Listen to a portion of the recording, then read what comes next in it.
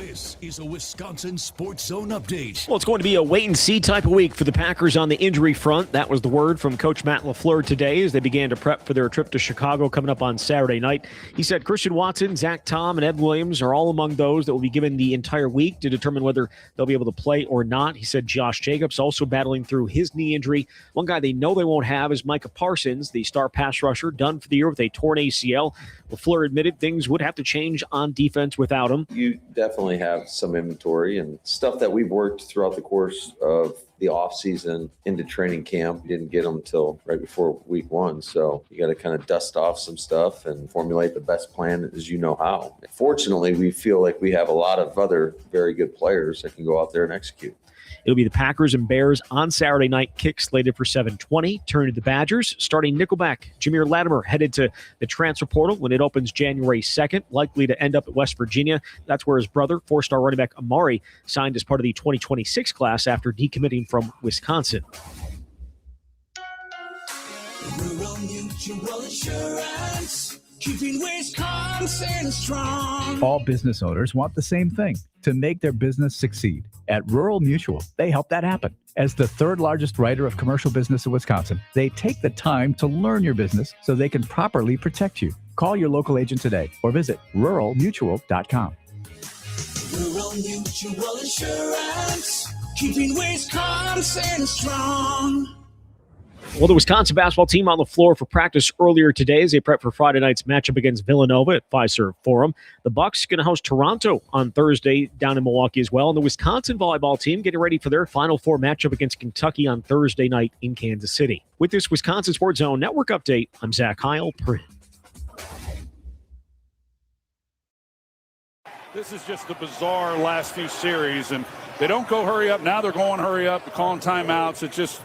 It's hard to understand exactly what the philosophy or what they're trying to do. Second down. So the delayed game on top of it. But I think we can, after tonight, they won 4 straight games. They had a lot to play for. Hopefully the belief is starting to pick up because it's tough to play in the cold weather. And if we can take care of business, then we're going to be hosting the game right here. This is where Wisconsin gathers to talk sports. Packers, Brewers, Badgers, Bucks. The Wisco Sports Show is on the air. Now, here's your host, Grant Bills. That's some sound from Monday Night Football last night. That's where I want to begin, at least for a couple minutes. I know that this is a massive week for the Packers franchise. Some huge injuries, just a massive result on Sunday. We'll get to that. We got plenty of time. It's a 2-hour show. I like to think of it as like weightlifting. If you're going in, you're doing a big chest day, or I don't know, you're doing a big leg day. Ask Ebo. He knows more about this than I do. It's like we're going to throw massive weight on the bench today. Well, you don't start with that. Let's ease into it a little bit. I'm going to do some stretches. I'm going to make sure I'm going to get the blood pumping a little bit. I don't know, some jumping jacks, some push-ups. It's just a little warm-up before we get to the main event, before we get back to the crippling news of Micah Parsons blowing out his knee. Can we just kick around Monday Night Football for a couple of minutes? It's an interesting story last night, some fun moments for that game. So I want to start there. Plus, I think live radio, what happened last night? What did we just watch? Let's start there for a couple of minutes. So that's where I want to begin tonight. And then, yes, we'll talk a lot about the Packers, what comes next with the Bears. Matt LaFleur spoke earlier today. I cut the whole press conference. We're not going to listen to it start to finish, but we might listen to a little bit, make a couple comments. Okay, what do we think about that? Take some calls, maybe circle back to it later on in the show. That's kind of my game plan for tonight. Mike Clemens might join us at 5:35. He said he texted me this morning, my plane lands at like 5:15 in Green Bay, he said. And at that point in reading the text, I'm like, oh, okay, so we'll talk later this week. No big deal. And he said, and then I will join you on the phone. So barring not even the slightest delay in air travel, we might actually have Mike Clemens tonight. God bless Mike Clemens. If I were him, I'd be like, can we just do Thursday? And I would have said yes. Oh my goodness, yes. But we might have Mike in the second hour of the show. So that's what we got coming up. This is the Wisco Sports Show. My name is Grant Bills. I hope you've had an excellent day.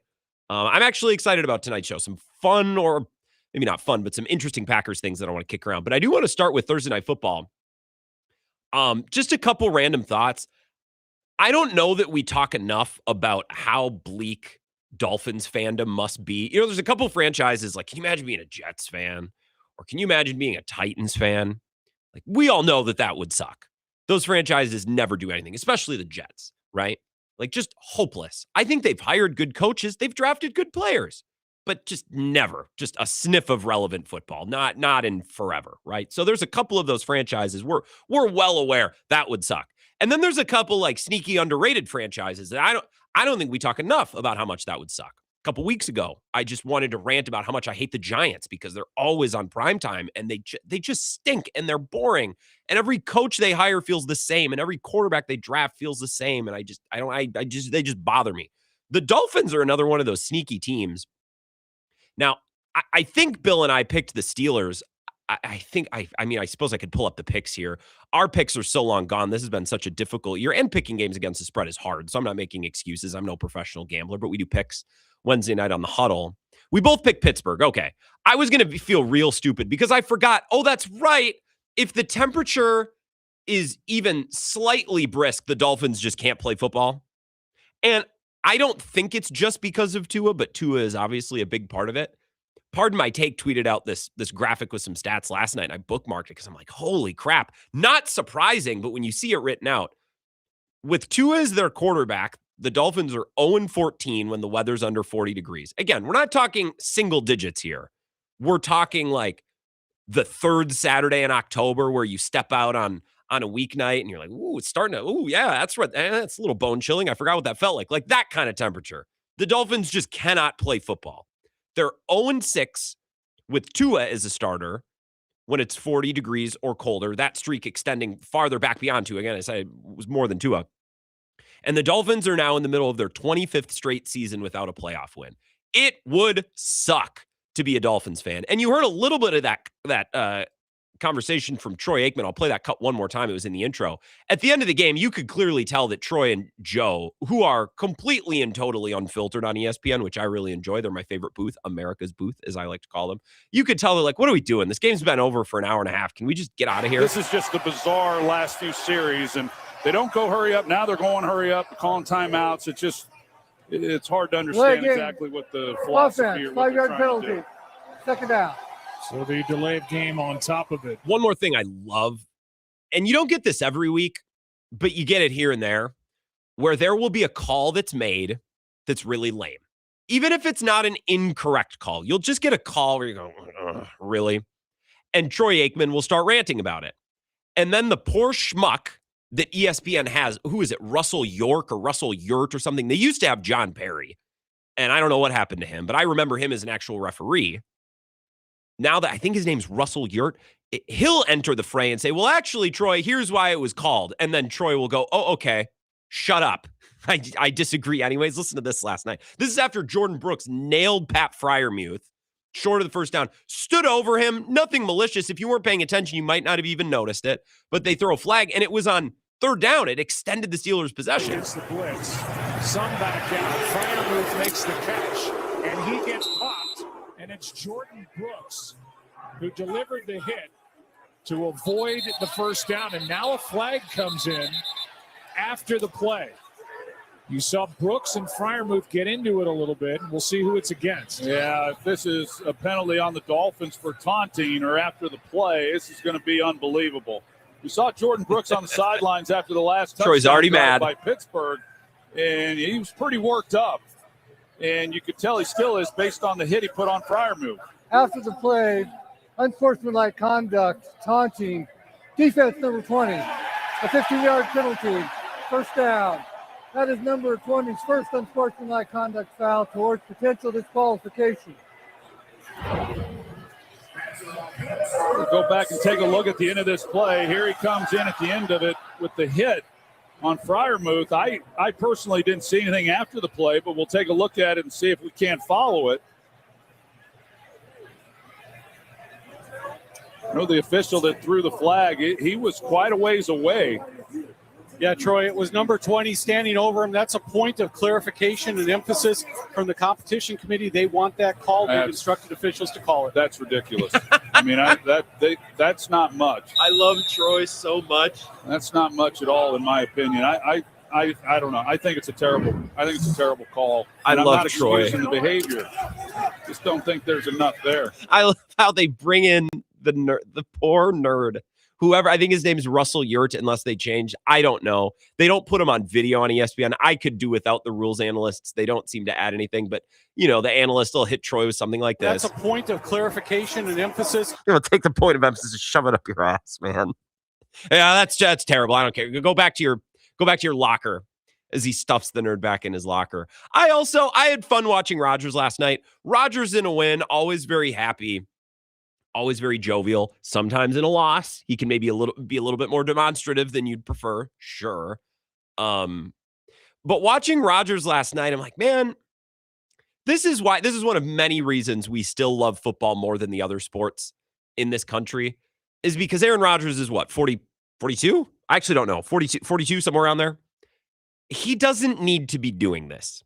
He could have retired. No one would have held it against him. He's got mountains of money. He could have lots of post-football opportunities. No one would have faulted him. And yet he's out there playing in the cold because on some level, he just loves football. I think all of these guys they will be out there until their body won't let them. And in the case of Phillip Rivers, he'll take 5 years off and be like, maybe a little bit more. And you watch some other sports, and part of it is the schedule. Part of it is just the structural nature of the sport. You have 82 NBA games, 162 baseball games. They're not all going to be all-out battles like a football game because there's only 72 or 17. Well, I don't know where I got 72. 17. So part of it's just the nature of the schedule, but how many NBA games do you turn on? It's like, okay, they're not really interested in trying all that hard tonight. It's not life or death like it is football. So happy that Aaron Rodgers and the Steelers are in the mix. I don't really take them all that seriously as contenders. But man, I don't think the Bills are a juggernaut. The Patriots are unproven. I don't trust Justin Herbert and the Chargers as far as I can throw them. The Jags are the Jags. So why not?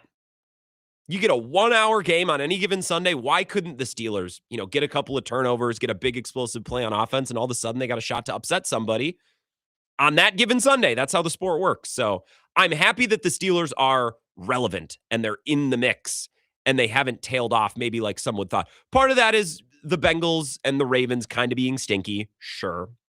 But the Steelers have taken advantage of that opportunity, and they're in the mix, as Aaron Rodgers said in that cut that I played in the intro, an opportunity to host a playoff game. And I am happy because Aaron Rodgers is going to get talked about either way. And the last couple of years in New York, he's getting talked about even though his team didn't matter. So if we're going to be talking about him and there's going to be the star presence, I at least want the football team to be viable and playing games that matter. So entertaining enough Monday Night Football game last night. I thought we'd start with just a couple of thoughts on that. I do want to talk Packers the rest of the way, unless you have thoughts. I mean, I'll take your calls on whatever. 608-321-1670.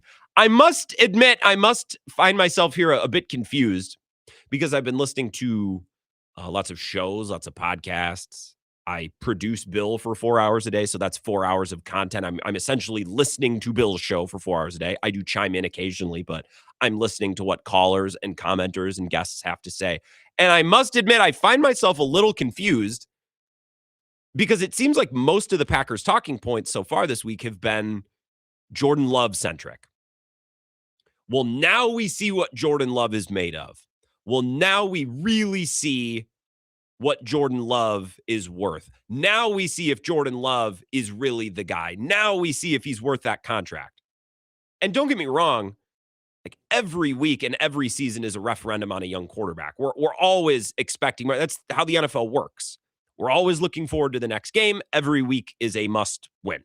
That's the nature of the sport. That's why, again, we like it more than we like other sports, is because every game is so important.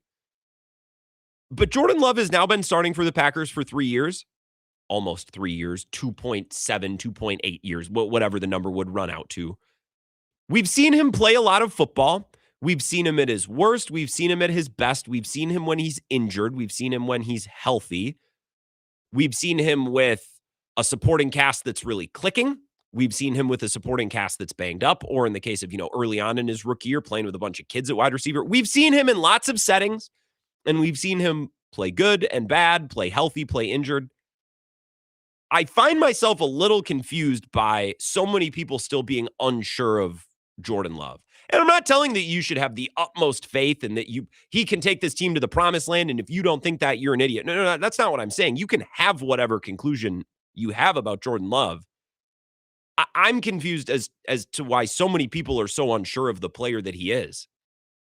I think it's very clear who he is. We have enough evidence now. We have enough data to know who the player is and what he's capable of when he's playing his best, what he's capable of, or what the team, is limited to if he's not playing his best. And I listen to so many of these shows, and now we're going to see. It's not like Micah Parsons played wide receiver. It's not as though Micah Parsons is a left tackle. It's not that Micah Parsons is the star offensive coordinator that was just poached off the staff. Losing Micah Parsons will impact the Packers' ability to win and make big plays down the stretch of a game when you need a big play on defense, a sack, or a strip, a play in the run game like we saw in Denver. Sure. But Jordan Love's dominion, his offense, will remain untouched by this injury. And again, we've seen Jordan Love for 3 years. You should kind of know who he is. And I would contend that if you don't, you just kind of haven't been paying attention or you haven't thought critically about it. And that's fine, but start to figure it out, folks. Form your opinions on Jordan Love. I don't understand why everyone's like, well, and now we're going to see what Jordan Love's capable of. You know who I'm interested to watch this week and the rest of the season? Jeff Hafley. I'm interested to see what Jeff Hafley is made of because everyone thinks the world of him. I think he's a good defensive coordinator. Really impressed with him at the podium. It's clear that he's thought of very highly around the league because we keep hearing his name in conversations about who's going to be the next coach of the Giants or who's going to be the next coach here. So it's clear that everyone thinks the world of Jeff Hafley. That's who I'm interested in watching this last month. At least that's the first person on my list. I think over the final month, we're going to learn a lot about Jeff Hafley. I think this will be a great test for Matt LaFleur. Sure, it'll be a test for Jordan Love, but in a way that every week and every season is a test for every quarterback. The person or the entity that's truly unproven to me or unproven in a rate that's going to be tested in this last month is Jeff Hafley, defensive coordinator who everyone thinks is awesome and everyone thinks is brilliant and is totally head coach material. Okay. He is still coordinating a defense that has Edgerrin Cooper and Quay Walker, both players I like, and in the case of Cooper, really love. He's got Rashawn Gary, Kingsley Enagbare, Carl Brooks should be coming back, who I really like, right? Players like Colby Wooden and Carl Brooks who have proven that they can make plays. I'm not telling you the front is star-studded, but you got two linebackers, one of whom we think is a blossoming star. Xavier McKinney is an all-pro on the back end. We love Evan Williams. We love Javon Bullard. It's not like this defense is bereft of talent or bereft of versatile players. You can do a lot with Edgerrin Cooper. You can do a lot with Xavier McKinney. You can do a lot with Evan Williams and Javon Bullard. These are pieces that you can move around and adjust your scheme and adjust certain looks. I'm interested to see what Jeff Hafley is made of this week and next week. What can you cook up losing the biggest piece of your defense? That's what I'm interested in. And look, if the rest of the defense was terrible, if they were starting Rudy Ford and Will Redmond at safety instead of Xavier McKinney, then I wouldn't be thinking this way. If their linebackers were Isaiah McDuffie and Chris Barnes, then I probably wouldn't be thinking this way. But Jeff Hafley still has a really good amount of talent on this defense. I want to see what he can cook up. I want to see him prove his mettle and prove his ability as a coach and a coordinator. Because again, if the DC was Joe Barry and there was no talent back there, well then, yeah, it would be more about the offense. How can you score 35 every week? Because that might be what it takes. But to me, the stretch run of the season starts, I don't know that it ends with, but it starts for me with Jeff Hafley. And I'm a little confused as to why everyone wants to make this week about Jordan Love. I know he wasn't great in the fourth quarter against the Broncos, as we talked about yesterday, and I'm not excusing that. But as the dust settles now and we move forward, the coach or the entity that will have to change or adjust or figure stuff out, it's not Jordan Love. His offense is untouched. It's Jeff Hafley. And I think everyone has crowned him, and maybe rightfully so. But I think he can do a lot for his stock as a coach and as a coordinator and as a schematic mind and as a leader in this final month. And that's where I want to start tonight. I know everyone wants to make this about Jordan Love. Well, now we'll see if this is going to become a referendum on Jordan Love. Man, I've watched Jordan Love play for 3 years. I feel like I kind of know what he is. I feel like we've kind of got that figured out. And if you don't, let's sit down and hash it out because you've seen plenty of him. You've seen plenty of football. So I want to talk about Jeff Hafley and what he can do on this defense. We'll pick this up on the other side. I'll go to your phone calls, 608-321-1670. I want to talk about the Packers defense and what they can do in the weeks to come next. Your calls right after this break. This is the Wisco Sports Show with Grant Bills on the Wisconsin Sports Zone Radio Network.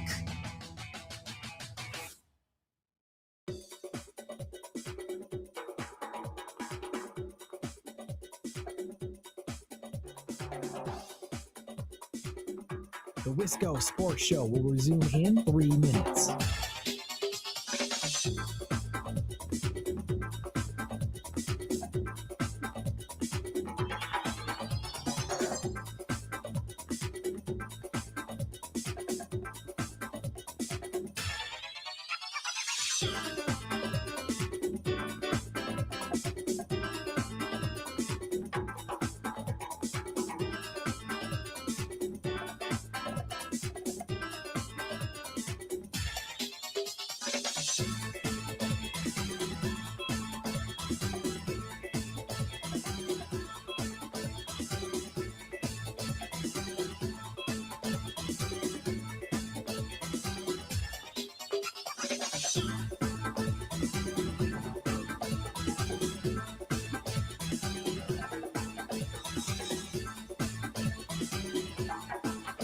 The Wisco Sports Show will resume in 2 minutes.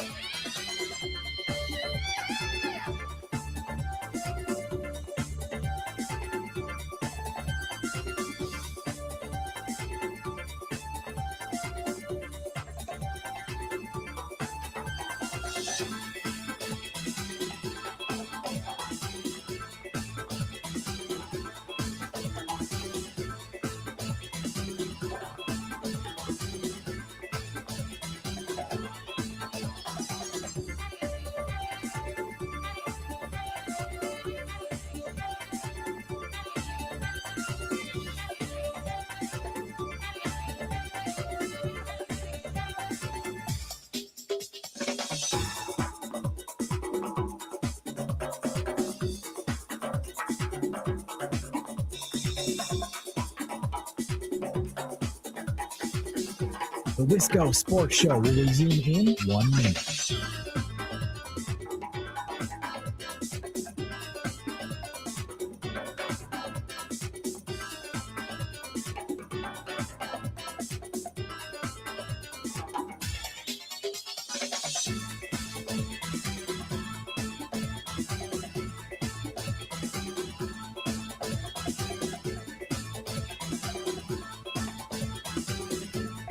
The Wisco Sports Show will resume in 30 seconds.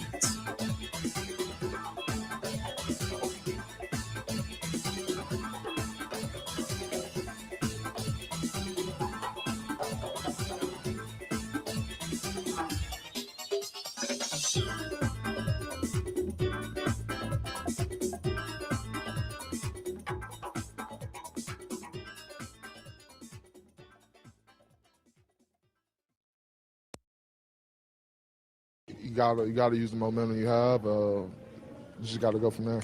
You know, we just gotta get in the treatment room, and everybody gotta get healed up fast as they could and go from there. That's Edgerrin Cooper talking about what comes next. A lot of Jordan Love talk. Holy buckets. ESPN yesterday, and Bill played a little bit of sound early in the show today. I might play you a little bit of that just to make my point. A lot of Jordan Love talk. We're going to see what Jordan Love is made of. We're really going to learn what he's all about. I feel like I know who Jordan Love is. We've got 3 years now, almost 3 years of evidence. I feel like we got that thing figured out. I know what he looks like at his best and at his worst. I know what the Packers offense and what the team is capable of when he's playing good and bad. I feel like I mostly know what he is. I don't think the next couple of weeks are really going to tell us all that much that we don't already know about Jordan Love. Jeff Hafley? Yeah. Because this defense has lots of good players on it. Now, Micah Parsons, the biggest, the most important.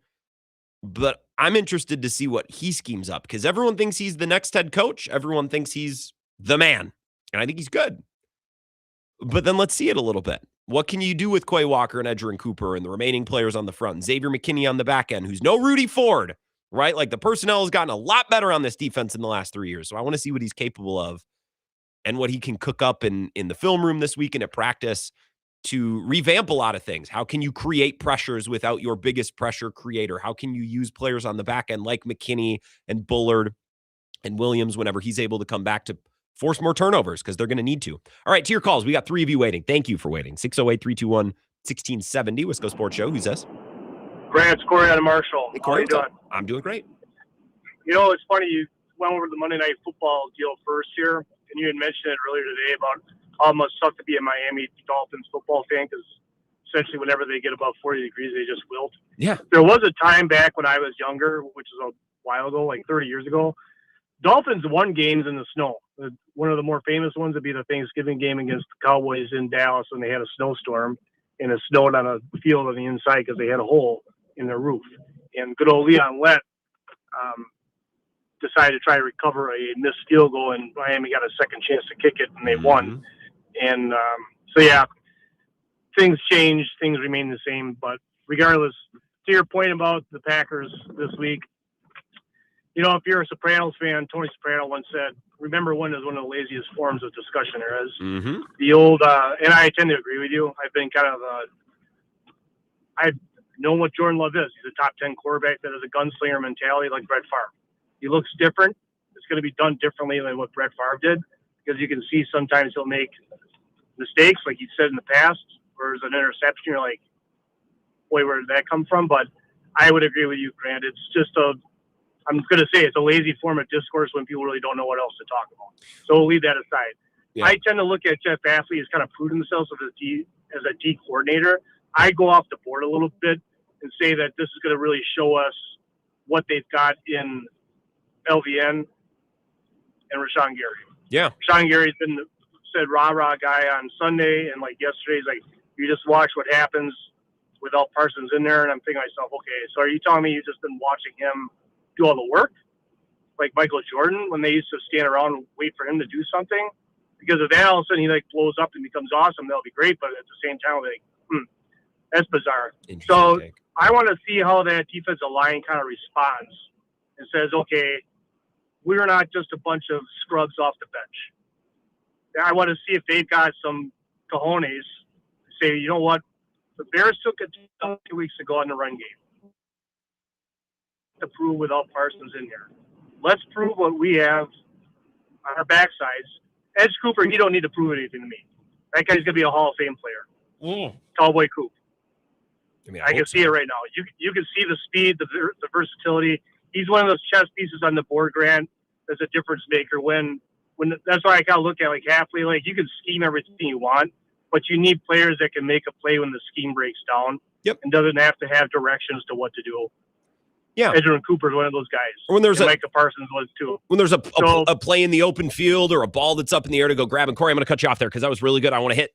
It's Jeff Hafley, yes, and I want to see what he can scheme up. But that doesn't excuse these individual players from their responsibilities too. Like Xavier McKinney has been a disappointment this year. I don't know what his grades are. I don't know what PFF would tell you or Andy Herman's individual grades that he does. Like I'm sure he's been a fine player that's graded out fine. But a lot of these games, and Matt LaFleur talked about this in his presser today. We'll hear it at some point in tonight's show. I'll mix in some of his thoughts and some of his answers from earlier today. A lot of these games come down to like 2 or 3 plays. Are they plays that you make or not? Matt LaFleur talked about a chance that they had to get off the field, and it was like 3rd and 14, and they gave up, 13 yards because they missed a tackle, and all of a sudden the Broncos have a chance to go for it, and they get it. That's one of those plays. Every one of these games, no matter how close, usually come down to a matter of 3 or 4 plays. So it's not just about Jeff Hafley scheming it up, although that's where I begin, because I think everybody thinks the world of Jeff Hafley, so I'm going to hold him to that standard. It's Xavier McKinney, Edgerrin Cooper, Quay Walker, and to a lesser degree, Rashawn Gary. I just, likewise with Jordan Love, I just kind of know who Rashawn Gary is. I kind of know what to expect, and it's not a whole lot. Do they make those plays when given the opportunity? And that could be independent of coordinator. That could just be you are confronted in the open field with a chance to make a play. Do you do it or not? And I think these final couple of weeks and however, if they're able to go on a playoff run, that's going to be defined by those players. Yes, making plays when they have opportunities, because that's how these games are won and lost. 608-321-1670, Wisco Sports Show. Who's this? Hi there, this is Zach in Eau Claire. Hey, what's up, Zach? Hey, just calling. I just wanted to kind of go off of what you guys are saying on the defensive side. A lot of fans, if we can even call them that, put this in quotations. These folks have a real disposition to expect one player to be the sorry, I hear my echo. One player to affect the whole scheme. This is football. This is the greatest team sport that exists. And if Micah Parsons is the only reason we're winning a Super Bowl, that's just laughable, you know? So this is a perfect opportunity for the Green Bay Packers and specifically that defense to show us that they're more than just one player. And I think, you know, Monday is a great day to be sad about what happened, but Tuesday and the rest of the week, we got to focus on that group over there in Chicago and show them the business. So let's hope so, Zach. That's a great point. Sorry you're hearing an echo. You wouldn't be able to tell. That was a great call. Well done, working through adversity.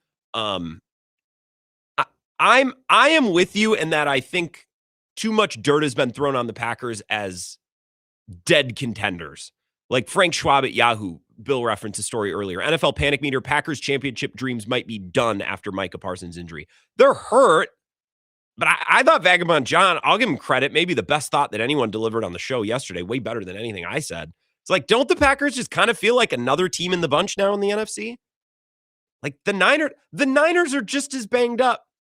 The Seahawks, man, I like them, but I don't like them as much as I did 2 months ago. Nobody in the South should be scary. The Eagles, like if you asked the Eagles roster, if you handed them all a piece of paper, it's like, hey, you can end the season right now, write down if you want that. I bet a bunch would be like, yeah, I'm done, even though they're awesome and they have so much talent, right? Like I don't think they like playing football. The Bears are really good, but I think the Packers are perfectly capable of beating the Bears without Micah Parsons. Not saying they should, not saying they would, but they're perfectly capable.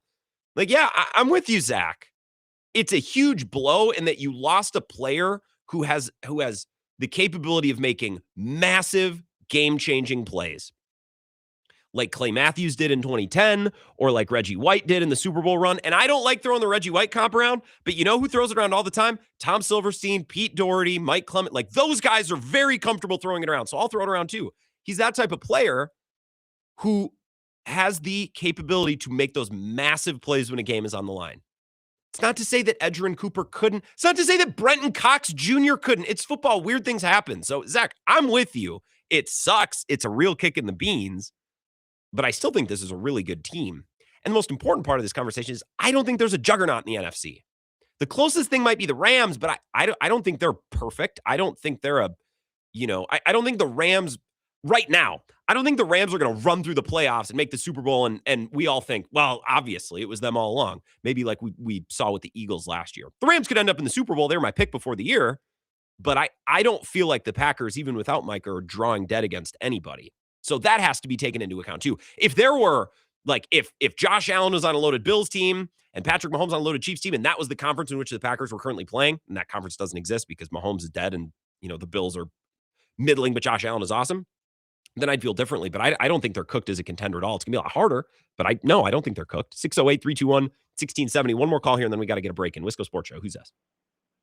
Grant, those were kind words. Vagabond, I thought you made a good point yesterday. What can I say? Good timing.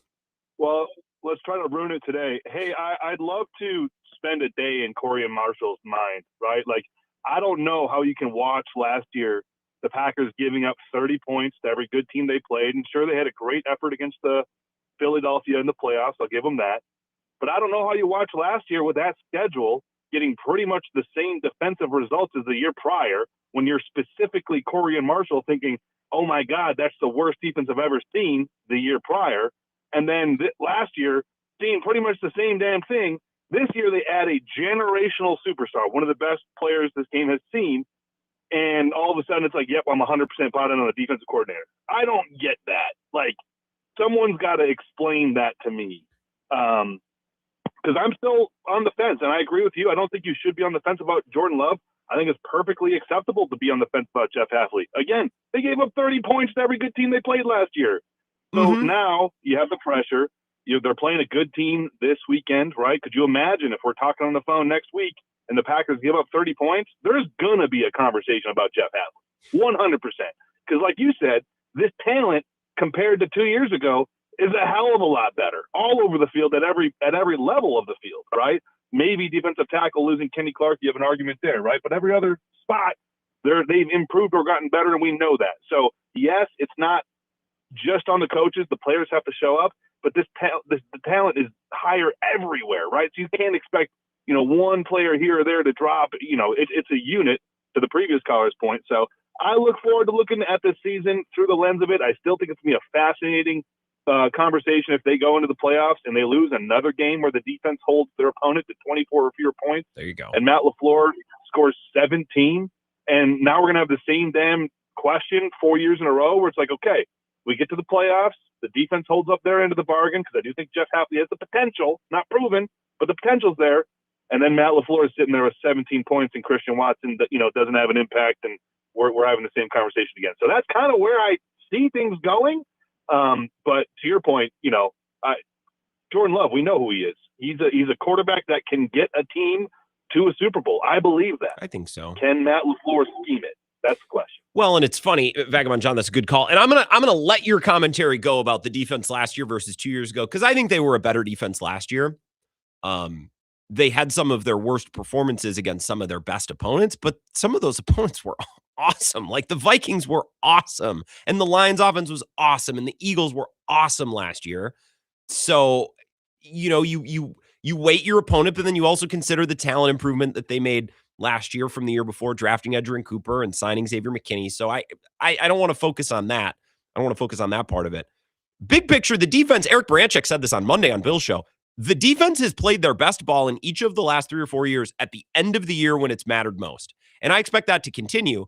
But if the Packers give up 35 to the Bears and they don't really have a clue on defense this weekend, put it this way, I can't speak for anyone else. I'm not going to come in on Monday and say, well, they lost Parsons. What do you want to do? They have enough good players on this defense. I'm not saying they should shut the Bears out, but the wheels can't fall off. I've been told Jeff Hafley is too good, and I think he's good. But if he's the guy who we've been told he is and we think he is, then we should see it. I want to watch the game on Saturday and think, oh, Jeff Hafley changed some things, figured some things out here. So I guess that's my thought on Jeff Hafley and the defense. It's not that I'm calling him overrated. It's actually quite the opposite.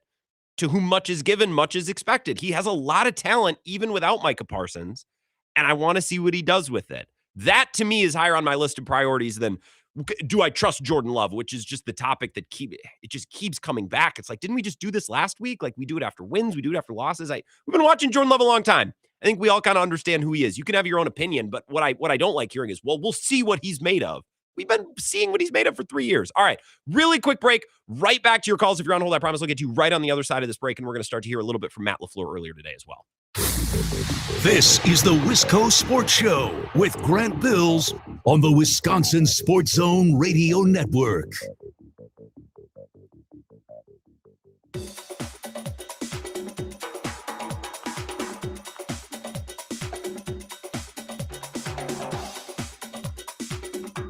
The Wisco Sports Show will resume in 5 minutes.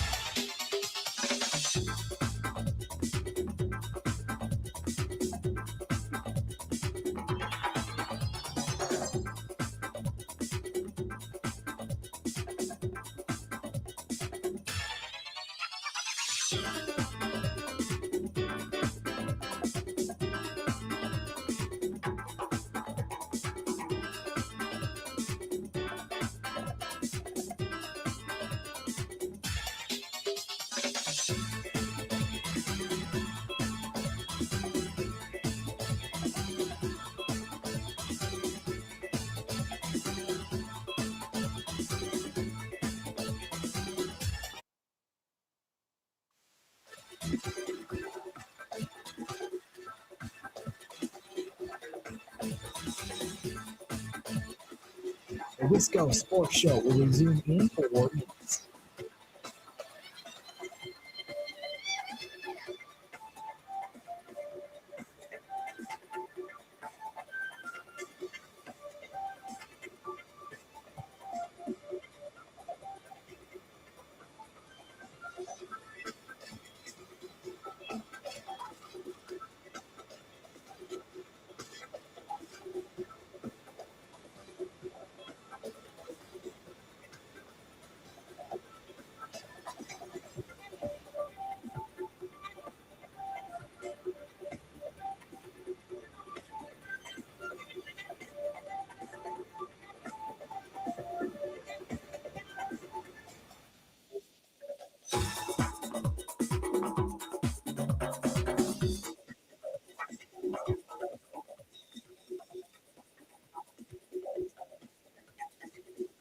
The Wisco Sports Show will resume in 3 minutes.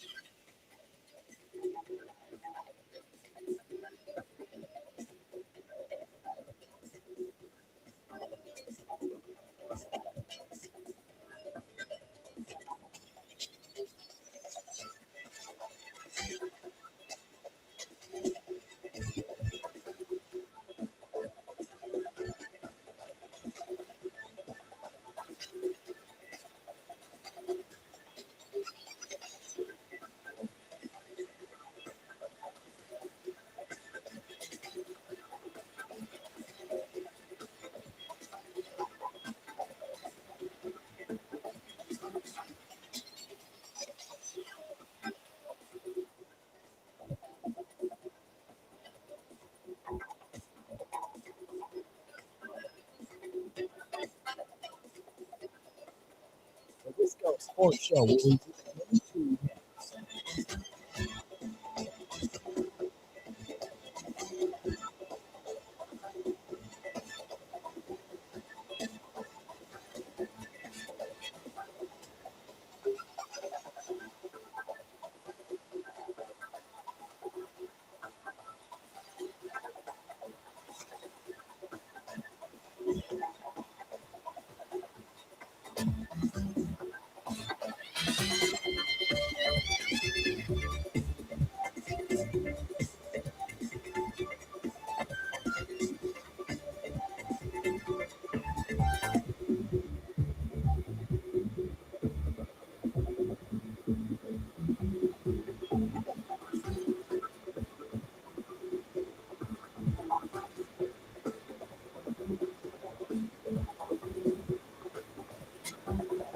The Wisco Sports Show will resume in 1 minute.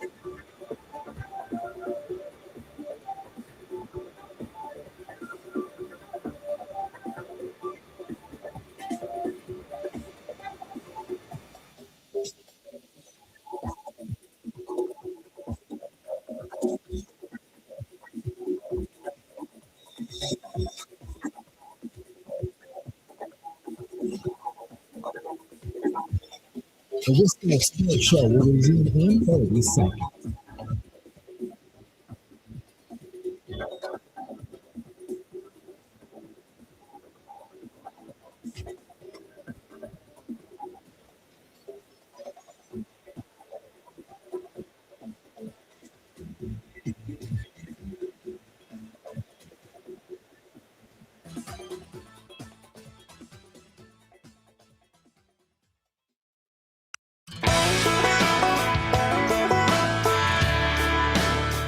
Wisco Sports Show. We might connect with Mike Clemens if his flight back to Green Bay isn't delayed. He told me he's landing at like 5:15, 5:20.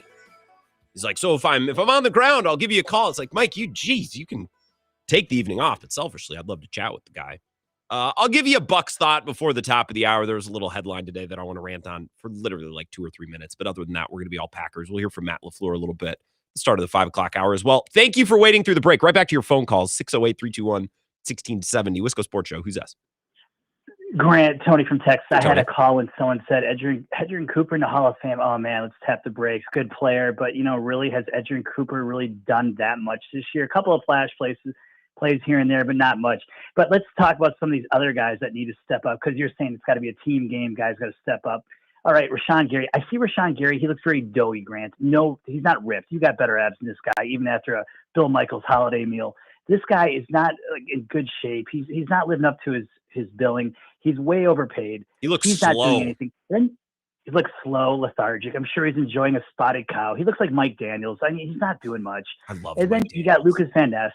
I mean, Lucas Van Ness, get in the weight room and stop arguing with Ike Packers. I mean, come on. Yeah, This guy I don't know anything. that I don't know that I love a pack. He's just defending himself. Come on, which how is- this isn't politically correct. Don't be a mental midget. What are you doing arguing with Ike Packers? Well, I mean, what's next? It's the number one Packers podcast and account in the world. I mean, if they're saying something, he has the right to defend himself. Yeah, you might as well argue with Bodie and LaCroix Butler while you're at it. This is just ridiculous. Arguing with Focus on Bodie your would be team. far less productive, but I agree. Yes. Hey, you better hire a lawyer. You better hire a lawyer if that's correct. Because Bodie does not lose any arguments. But you know what? My point, Xavier McKinney, catch the damn ball. I want to throw an F-bomb in there. Catch the damn ball. And, Carrington Valentine, he kind of defies logic. This dude's like a 7th-round draft pick out of Kentucky. This dude's playing for a deal, right? He's playing. These guys every year, they're going to be working at UPS soon if they don't get it going. You got to go and catch these balls. This is the difference between not getting a big contract and getting a big contract. Carrington Valentine somehow doesn't catch the ball, or he loses sight of things. Keyshawn Nixon, he got a little, he does okay. He makes plays. He does. I'm not going to bash Keyshawn because he does make some plays, but you get what I'm getting at, Grant. Yes. These dudes that we all have to trust, I don't trust. No, I get it 100%. And I think maybe a baseball analogy, Tony, great call, is appropriate, right? When you're facing a great pitcher over the course of 6 or 7 innings, you might get 3 pitches to hit. They might make 3 mistakes.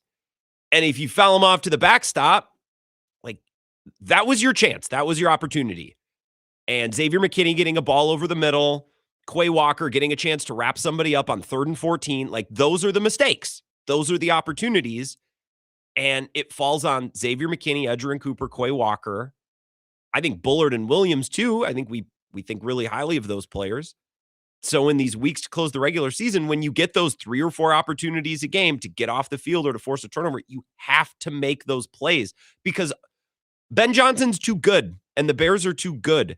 And Lamar Jackson and the Ravens, although I don't think they're great, these modern NFL offenses, you're not dealing with the Titans, you're not dealing with the Colts with Anthony Richardson, you're dealing with real legit operations in this final month. If you don't take advantage of the couple chances that you get, you're going to struggle to get off the field. So that's the way I like to frame it. There's 3 or 4 plays a game, just like you get 3 or 4 pitches against any given pitcher. And if you miss them, you're giving up 30 points. That's just how it works against good offenses with good quarterbacks and good coaches. All right, line number 2, Wisco Sports Show. Who's that? Denny from Holman. Denny, good evening. Good evening, sir. So, I want to say the same thing that Bill's guest stat on that, Which you one? can't There get were so on, many great ones today. I don't know who was booking guests, but what a show it was. Yeah, it was your show, but it was, I think, he was talking about Love, and he said, you know what? Love had 3 interceptions only for the whole year. He goes, I can't see people getting on Love. It's not his fault, And he said, too, what about Keyshawn Nixon? People get on him. I thought Keyshawn's played a halfway decent game, and even Valentine has had his bright spots, But it's like they're like, get rid of this guy, get rid of that guy. I think Engebar playing a lot this week. I think his speed's going to help us out a lot, He makes plays in the running game, too. That play against Monungai against the Bears on 3rd and short. Engebar makes plays. He makes plays. Right. He's not constantly getting sacks, but when he's out there, I can point to a play or 2 over the course of a game where it's he had a chance to make a play and he did. Did you see that the Jets released Lazard today? Yes, I did. Do you want him? Yeah. Well, no, I don't, but I'm just saying it said the Packers picked up some defensive tackle that played with New England, and it had kind of a strange name, but it's so hard to confirm all that stuff, Yeah, and they've added a couple bigger bodies just because they need beef along the front. Right. I'll try to go find a name for you. I still think, like you, Grant, the game's going to come down to who makes the least amount of penalties and mistakes, who capitalizes on the mistakes as far as interceptions or fumbles of Green Bay. If we can finally catch a ball that's thrown to our D-backs. And also, I feel that a lot of it is going to be on Hafley's planning on what he's going to do. And if he's I heard a guy say, blitz the first 3 plays, throw everything at him, get him so riled up that he's afraid to even touch the ball. Sure. And I think Jeff Hafley, look, going into this game, Denny, good call, can say, okay, well, what can we try? Let's try a little bit of this. Let's put this guy over here. Because for the first time in a while, you could presume that the opposing offensive staff really doesn't know what's coming. Before this week, you had a pretty good idea. They weren't really going to rush more than 4 too often. Where's Micah Parsons? It starts there. That's how you build your game plan.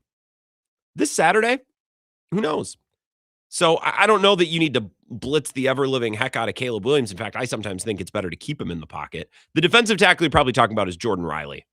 who's 6'5", 338. So they just brought in just a shed of a human. I believe that's the one. There's another name, but I was looking at the roster and I couldn't find him. So maybe it's a practice squad guy. I'm not sure. They could elevate him, but I can't remember that guy's name. But there's another one, Denny, that maybe you're talking about. Making the fewest mistakes is another good point too. You get 3 or 4 plays to be made over the course of a game that could define it. There's also, 2 or 3 plays by each team negatively. Like, can you not commit the bonehead personal foul penalty? Can you not commit special teams penalties? Right? All of those things shrink your margin of victory substantially, especially on special teams, man. Like, just kills you in field position. Jordan Love's going out there, starting a drive on his own 16-yard line. What's new? All right, one more call here, and then I want to take our last break of the hour. Wisco Sports Show. Who's this? It's Rick. I know I don't call that often, but that's okay, Rick. It's pretty intimidating. You have some really good callers. But anyway, I know 20 people can watch the same game and have 20 different opinions, but I almost always, believe it or not, agree with Dave. But I'm totally, if he doesn't think Micah is something unbelievable. I was in the Reggie White era, and I was totally blown out of the water by Reggie White. But quarterbacks these days are probably as athletic as most receivers. And I think if Micah would have been playing against the quarterbacks that Reggie was sacking, he'd have 25 sacks already. What, Bledsoe? Imagine Drew Bledsoe sitting back there. It's just amazing how they're on the run 100% of the time when Mike is in there. He is so athletic, and anybody that doesn't see that, I don't think's watching the same game that I watch. Well, he's like I said, he's fast. Look at what Nix did on Sunday. And Nix isn't Michael Vick. He's Bo Nix, and he can move around and extend plays. Every one of them are so unbelievably athletic. I just think Micah is phenomenal, and Reggie White was as well. But Reggie White was phenomenal as far as strength and stuff. He wouldn't have caught some of these quarterbacks. He wouldn't have had near as many sacks. Anyway, that's all I had to say, and I love your show, buddy. Thank you, Rockin' Rick, ladies and gentlemen. It's been a while. Yeah, was Dave on the warpath on the morning show this week about Micah Parsons? Weird week for it. Like there were weeks this year where he didn't have a sack or anything, and like Carolina, maybe the Dallas game makes a little bit more sense to maybe go after the guy then. Blows out his knee, worthless player. Like, okay. Yeah, I didn't hear Dave's call. Maybe we'll hear from him at some point this week. We normally do, so I can ask him to follow up and really expand on his take about how Micah Parsons is, overrated or overpaid or whatever. Let's take our final break. A couple of potpourri small items at the end, including a very small rant that I have about the Bucs, and then we'll reset with the Packers and get into some Matt LaFleur comments from his press conference earlier today. That's all coming up. Mike Clemens, perhaps in about 40 minutes. We'll have to wait and see. This is the Wisco Sports Show with Grant Bills on the Wisconsin Sports Zone Radio Network.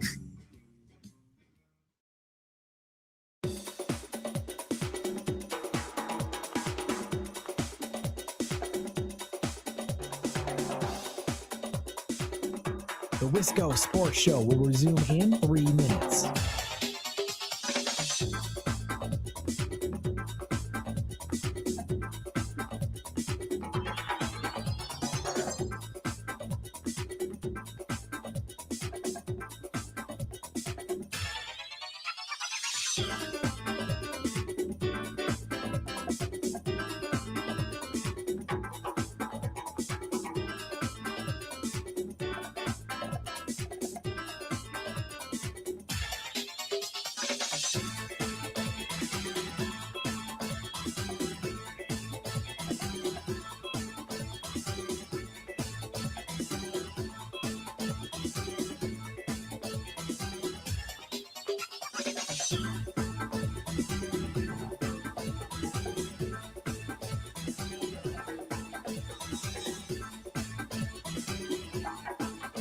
The Wisco Sports Show will resume in 2 minutes.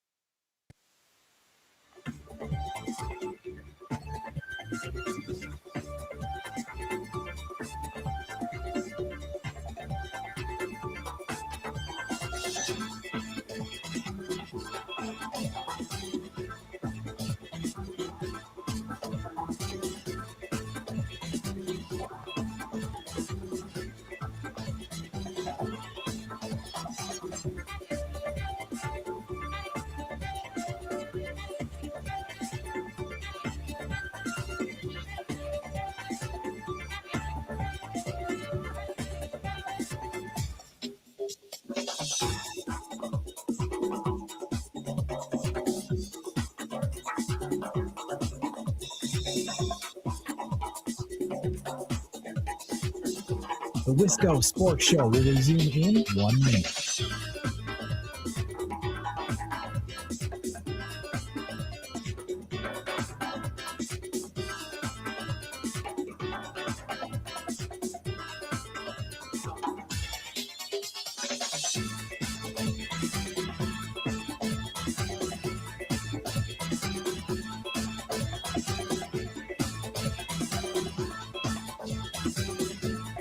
The Wisco Sports Show will resume in 30 seconds.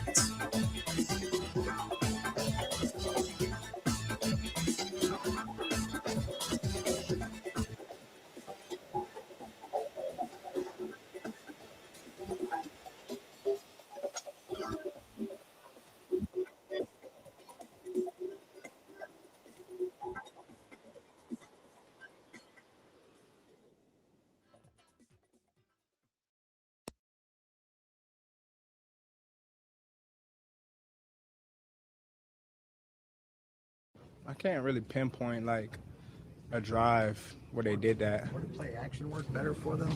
Yeah. Like early in the game, they were trying to establish the run. Then they got to play action boot a little bit, and then they start trying to push the ball down the field. But I thought they did a great job, like play calling, as far as what they were doing, just really throughout the game. They took step by step. They didn't just go straight to the shots or straight to they ran the ball. Then they started play action boot.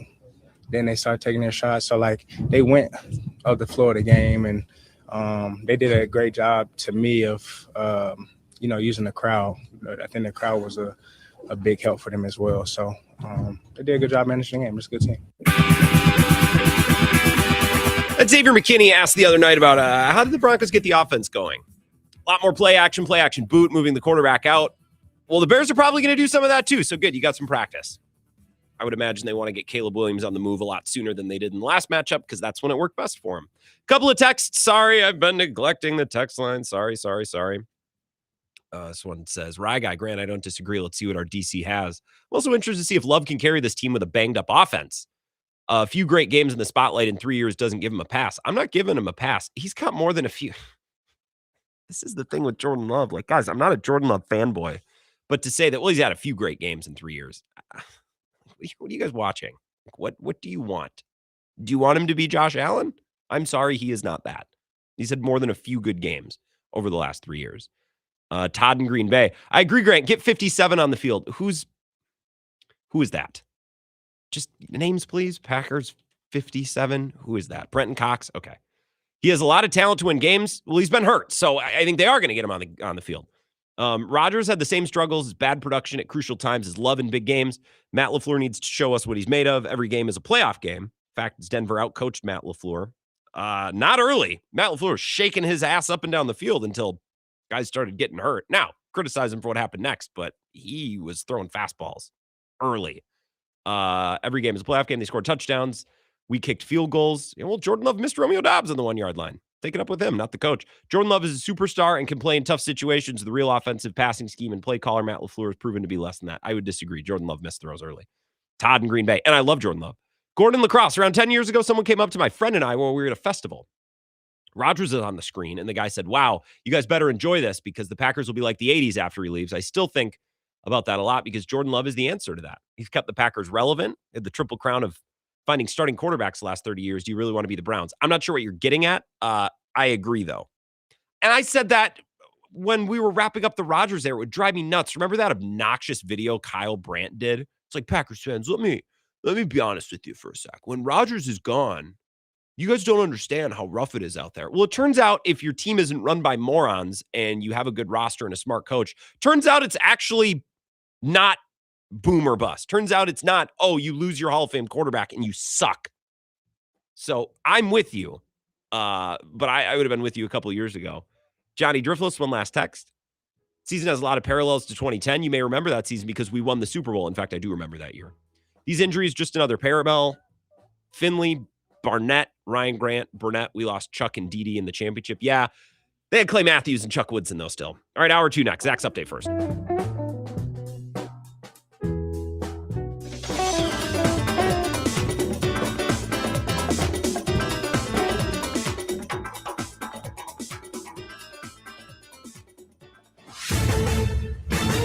This is a Wisconsin Sports Zone update. Well, it's going to be a wait-and-see type of week for the Packers on the injury front. That was the word from Coach Matt LaFleur today as they began to prep for their trip to Chicago coming up on Saturday night. He said Christian Watson, Zach Tom, and Ed Williams are all among those that will be given the entire week to determine whether they'll be able to play or not. He said Josh Jacobs also battling through his knee injury. One guy they know they won't have is Micah Parsons, the star pass rusher, done for the year with a torn ACL. LaFleur admitted things would have to change on defense without him. You definitely have some inventory and stuff that we've worked throughout the course of the offseason into training camp and until week one. So that's awesome stuff. And like the best plan that you know how. Fortunately, we feel like we have a lot of other very good players that can go out there next year. It'll be the Packers and Bears on Saturday night. Kicks slated for 7:20. Turning the Badgers, starting nickelback Junior Latimer headed to the transfer portal when it opens January 2nd, likely to end up in West Virginia. That's where his brother, four-star running back Kamari, signed as part of the 2026 class after decommitting from Wisconsin.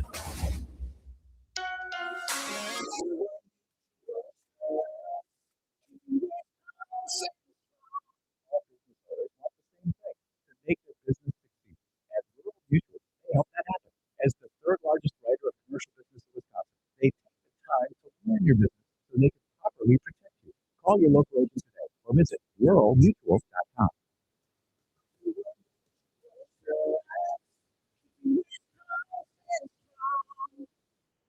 The Wisconsin basketball team on the floor for practice earlier today as they prep for Friday night's matchup against Villanova at Fiserv Forum. The Bucks going to host Toronto on Thursday down in Milwaukee as well. And the Wisconsin volleyball team getting ready for their Final Four matchup against Kentucky on Thursday night in Kansas City. With this Wisconsin Sports Zone Network update, I'm Zach Heil. This is just a bizarre last few series, and they don't go hurry up. Now they're going hurry up, calling timeouts. It's hard to understand exactly what the philosophy or what they're trying to do. Second down. So the delayed game on top of it. But I think we can, after tonight, they won 4 straight games. They had a lot to play for. Hopefully the belief is starting to pick up because it's tough to play in the cold weather. And if we can take care of business, then we're going to be hosting the game right here. This is where Wisconsin gathers to talk sports. Packers, Brewers, Badgers, Bucks. The Wisco Sports Show is on the air. Now, here's your host, Grant Bills. Hour number 2, again, that's some sound from Monday Night Football last night. I just love when Troy Aikman gets annoyed. The show presented by In on the River. I have a little Western Wisconsin giveaway in beautiful Trempealeau. Of course, you're right around the hill from Perot. Do some skiing over there. Do some ice fishing this time of year. It's right on the river. Sullivan Supper Club with a nice steak and a brandy this time of year. Hits. So inontheriverwi.com. Appreciate their support of the show. Mike Clemens, I'm not sure. I'll text him over this break. His plane was set to land, he said, around 5:15, 5:20. And he said, so I'll join you. I'll give you a call after. I'm like, well, you can take the night off, Mike, if you've been traveling. But the slightest delay might just push Mike until Thursday, which is fine. We'll catch up with him then. To reprise my opening take from 4 o'clock, we'll get back in your calls. I want to hear a little bit from LaFleur as well. This final month of the season, to me, is not about Jordan Love. No more than it's always about Jordan Love. It always starts with the quarterback, obviously. But I've heard so many talking heads and so many shows frame this upcoming stretch, this, as Bill has framed, a life after Parsons or life after Micah, LAM. A lot of people have framed it as, well, now we're going to see what Jordan Love is made of. Sure, but no more than every Sunday we see what every quarterback is made of. Jordan Love's been playing for 3 years, folks. And I get a little confused and annoyed when I turn on the television or when I listen to sports radio. It's like, but do we trust Jordan Love? It's like, hey, he's been playing for 3 years now and has played in lots of big games. You need to figure it out, okay? Like, draw a conclusion about Love already. Because for someone like me who watches him every week, I'm like, I got a pretty good idea. Not perfect, but pretty darn good. Not many quarterbacks I would want over him. Capable of playing at the highest of levels when he's on. When he's not on, it's not great, but I think he's still capable. Like, we got this guy pegged. And it confused me. It's like, now we're going to see if he's really worth the 55. I don't know, man. He didn't just lose his offensive play caller. He didn't lose his number 1 wide receiver, although on Sunday he did. Micah Parsons is on the other side of the field, man. And the Packers offense, let's be real, over the last month, and if Vagabond John, you wanted some ammo to go after Jeff Hafley, look at what the defense has done in the last month. Couldn't get a stop against Chicago for most of the second half. could not stop Detroit on Thanksgiving, couldn't stop Bo Nix, let him play the best year of his career. So it's not like the defense has been pitching shutouts recently, folks. The offense has been keeping pace and already doing the thing the last couple of weeks. Now, the defense has maybe given him a running start in the first, second quarter, but in the second half, the offense has had to keep pace, and for the most part, they've done it until their franchise player, exploded his knee, and Christian Watson almost died on the field again. And I chalk that up to some shell shock in the third and the fourth quarter. Maybe I'm making excuses for Jordan Love. I don't think I am. I think that's just the framing, the rationale of the game. To me, this next month is about Jeff Hafley. Everyone's favorite coordinator, everyone's favorite head coaching candidate. Okay, man, you still have Xavier McKinney, you still have Edgerrin Cooper, Quay Walker, Javon Bullard, Evan Williams, you still have Rashawn Gary, and Igbare, who's not my favorite player, but I really like him. Brenton Cox is coming back. Like, you got some talent, man. There's been a lot invested on that defense. Figure out a way to cobble something together, because if they can't get stops in this last month, I'm not going to be coming on here on Monday and talking into this microphone saying, well, what do you want Jeff Hafley to do? He lost Micah Parsons. Like, that ain't going to fly. So it starts with Jeff Hafley for me, not with Jordan Love. Guys, figure it out with Jordan Love. Like, I'm not going to help you. We're not going to be 5 years into Jordan Love's career, but is he really the guy? We've watched him for 3 years. Draw your conclusions already, folks. Come on. Figure it out. Jeff Hafley, on the other hand, this is a nice little testing. I'm interested to watch. 608-321-1670. Wisco Sports Show. Who's this? Lulu man. Dave with the lemon. Monona. Oh, God, I don't even know where to start. But I guess we'll start. Number one, like I said in the morning show, Micah Parsons is a clown. He's terrible. I don't care if you double team him. The team stunk with him, and they're going to stink without him. Think about it. He gets triple coverage people. That leaves 8 players guarding 10 for Green Bay. And now you're going to free up 11 on 11. Well, is that his fault? Stop anybody with 8 on 10. So is it his fault that other players like Rashawn Gary or whoever? It's not Parsons' fault. Okay, well then why are you mad at him? That's why I'm keeping. You want to go after the Packers defense? I'm not mad at Parsons. Okay, well you called him a clown, so I want to understand you. That's all. Okay, I say it critically. No, he's $50 million for doing what? He can chase people down, but he can't catch them. Well, he's getting double teamed. Yeah, he's getting double teamed. He's chasing them down. Bo Nix stood back there. All these quarterbacks stand back there. You got 8 on 10 people. Then they go, he can't see. How does he know? Well, Trey from the North Side called this morning and verified it. He's got eyes, people. He sees the same thing. It's 8 on 10. Now it's going to be 11 on 11. And yes, I can always say what's going to happen Saturday night. It's so easy with Matt LaFleur games. Green Bay is going to be leading going into the fourth quarter like they do every single game. Okay. And somehow Matt LaFleur, like he did, throwing the flag, and you cannot kick field goals, people. 4 field goals, that's the difference in the game. The defense is going to stink. We all know that. And our defensive backs couldn't guard Ebo and his wife, or even Grant. That's how bad our defensive backs are. I'm pretty fast. Give me a little credit. But I mean, it's horrible when you stand back there and play zone. Zone is a lazy man's defense. And when you and think about the Bears. Look at the Bears box score: 5 sacks, 3 turnovers.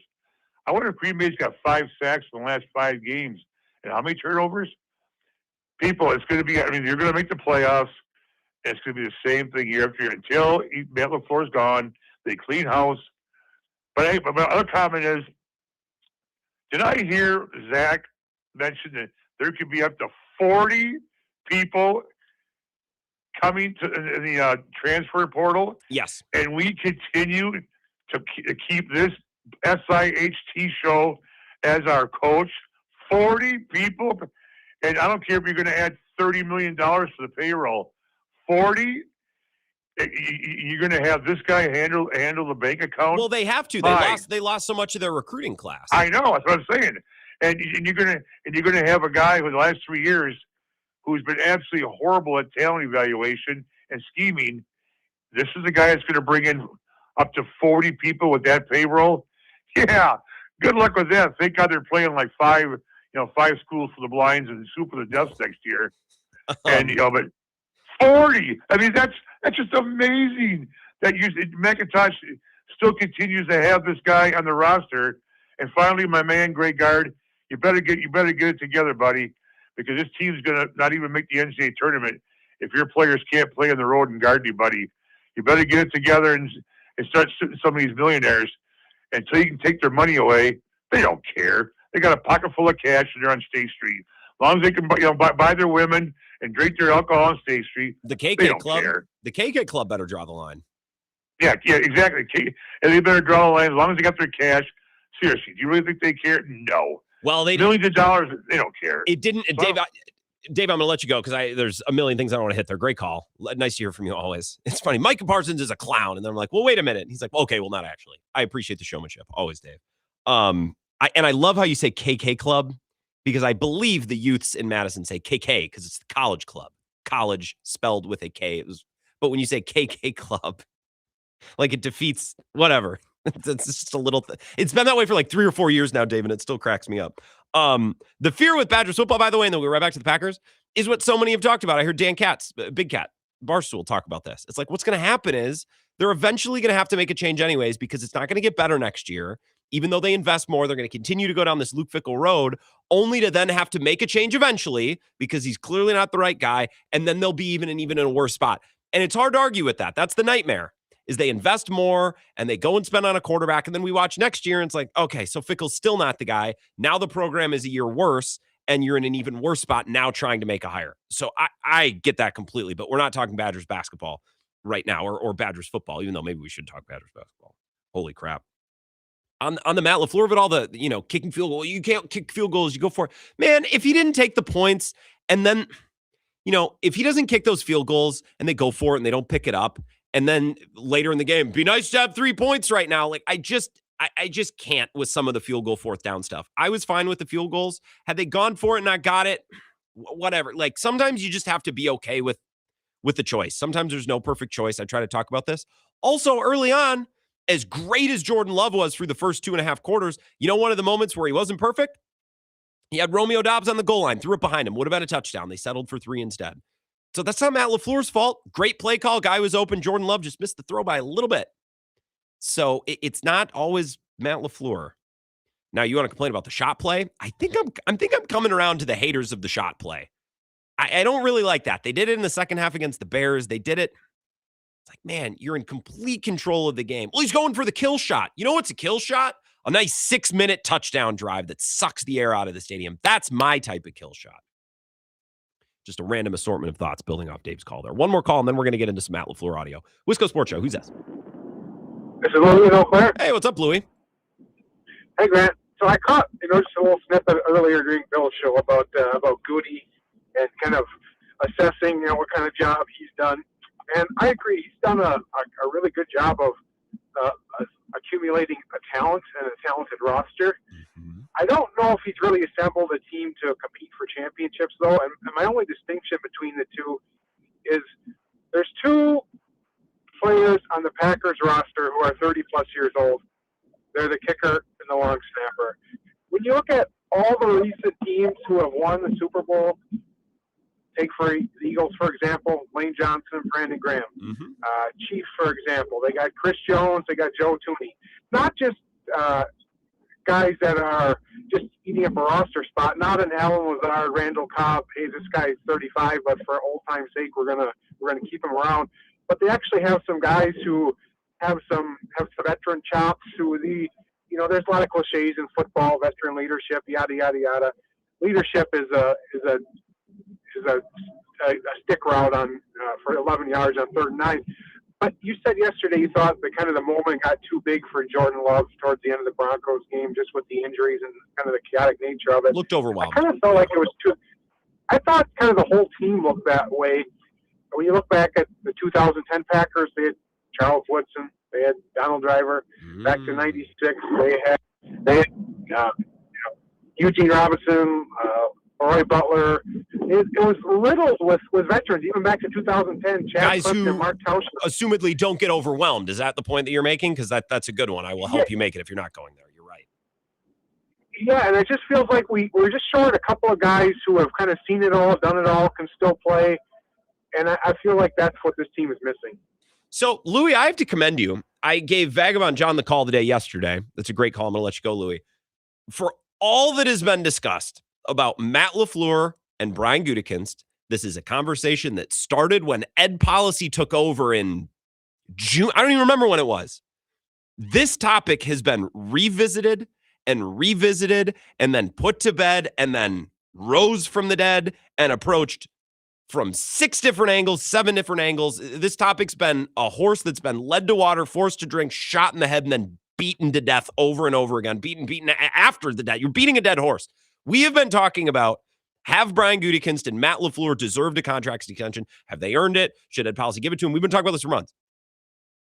And Louis, I have not heard one person bring that up. And I think it's an excellent point. I think Goody's done an excellent job. So I'm not even telling you that their lack of experience or lack of veteran presences on this roster, I don't think it precludes them from winning a Super Bowl. But I love the point because it's something that nobody's brought up. Like, yeah, they're the youngest team in football, which means they're cheap and they're athletic. And hopefully that means they can stay healthy. Although, where's that gotten them this year? There's not many guys who have been there, done that, and been on playoff runs and been in big games. And I don't think there's any perfect blueprint on how to win a championship team. But like Louis said, use history as our guide here. Look at the last couple Super Bowl champs. Look at previous Packers teams that have won Super Bowls. There are veterans there. Guys who have been in those spots, been in those moments. I don't think the Packers were overwhelmed on Sunday because they had no veterans. I think they were overwhelmed because they watched Micah Parsons limp off and Christian Watson's laying lifeless on the ground. Like, I think that would shake just about any team. But I think it's a great point. And I wonder if it's something that Brian Gutekunst ever considers or thinks about. And I brought this up too when the Packers have looked bad and people want to use the excuse of, well, remember, they're the youngest team in football. And I've always said, okay, that's true. You can explain it with that logic, but you can't excuse it. No one has a gun to Brian Gutekunst's head making him only have young players. Like, that's a choice that he's made. And that's a choice, that's a decision-making process on which we can judge him. And I think there's lots of advantages. You're flexible and you're fluid in roster building. You're cheap in the way that, certain players. But Louis, maybe you're onto something there.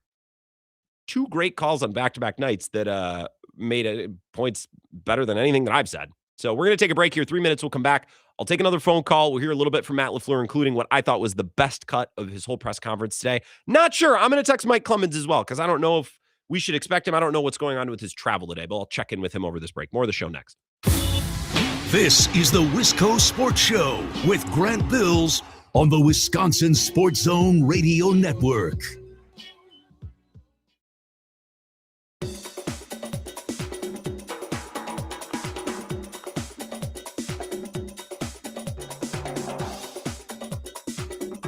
The Wisco Sports Show will resume in 3 minutes.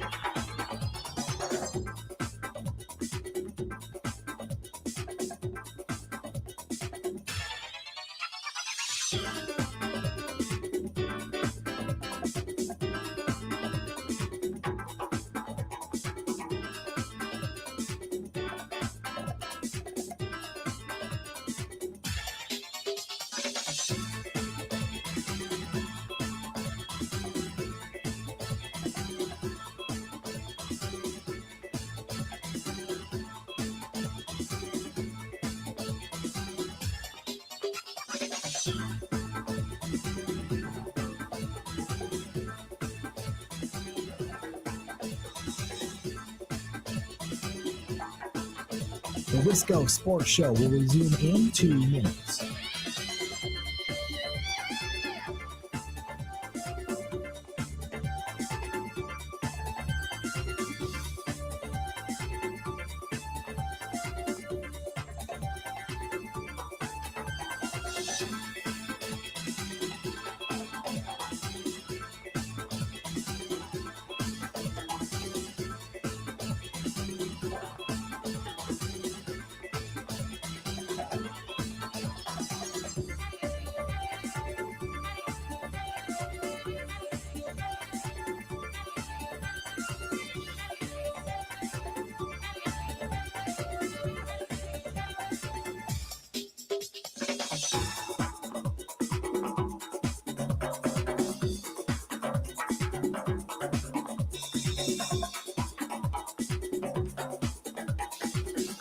The Wisco Sports Show will resume in 1 minute.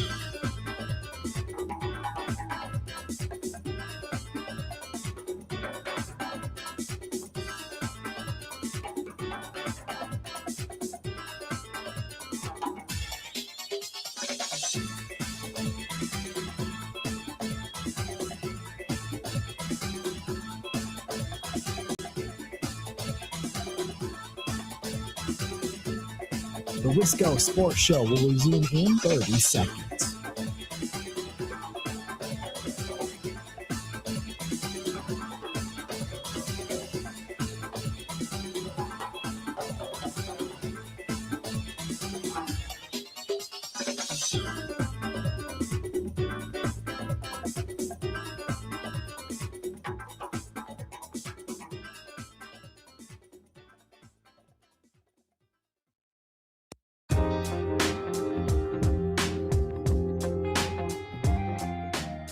Wisco Sports Show. I just got the text from Mike Clemens. This guy.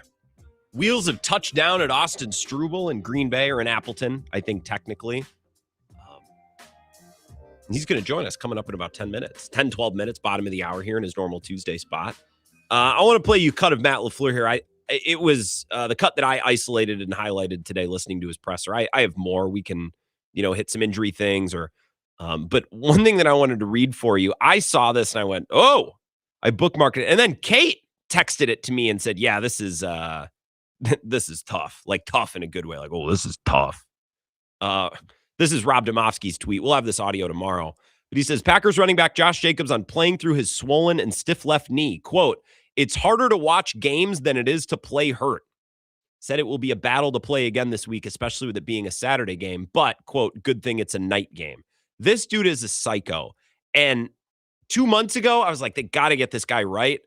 And now I'm to the point where, like, again, as a situational player, like a situational baseball player, can they use him red zone, third down when you need a big play? He's delivered in all of those big plays and big moments. Like, he's been awesome.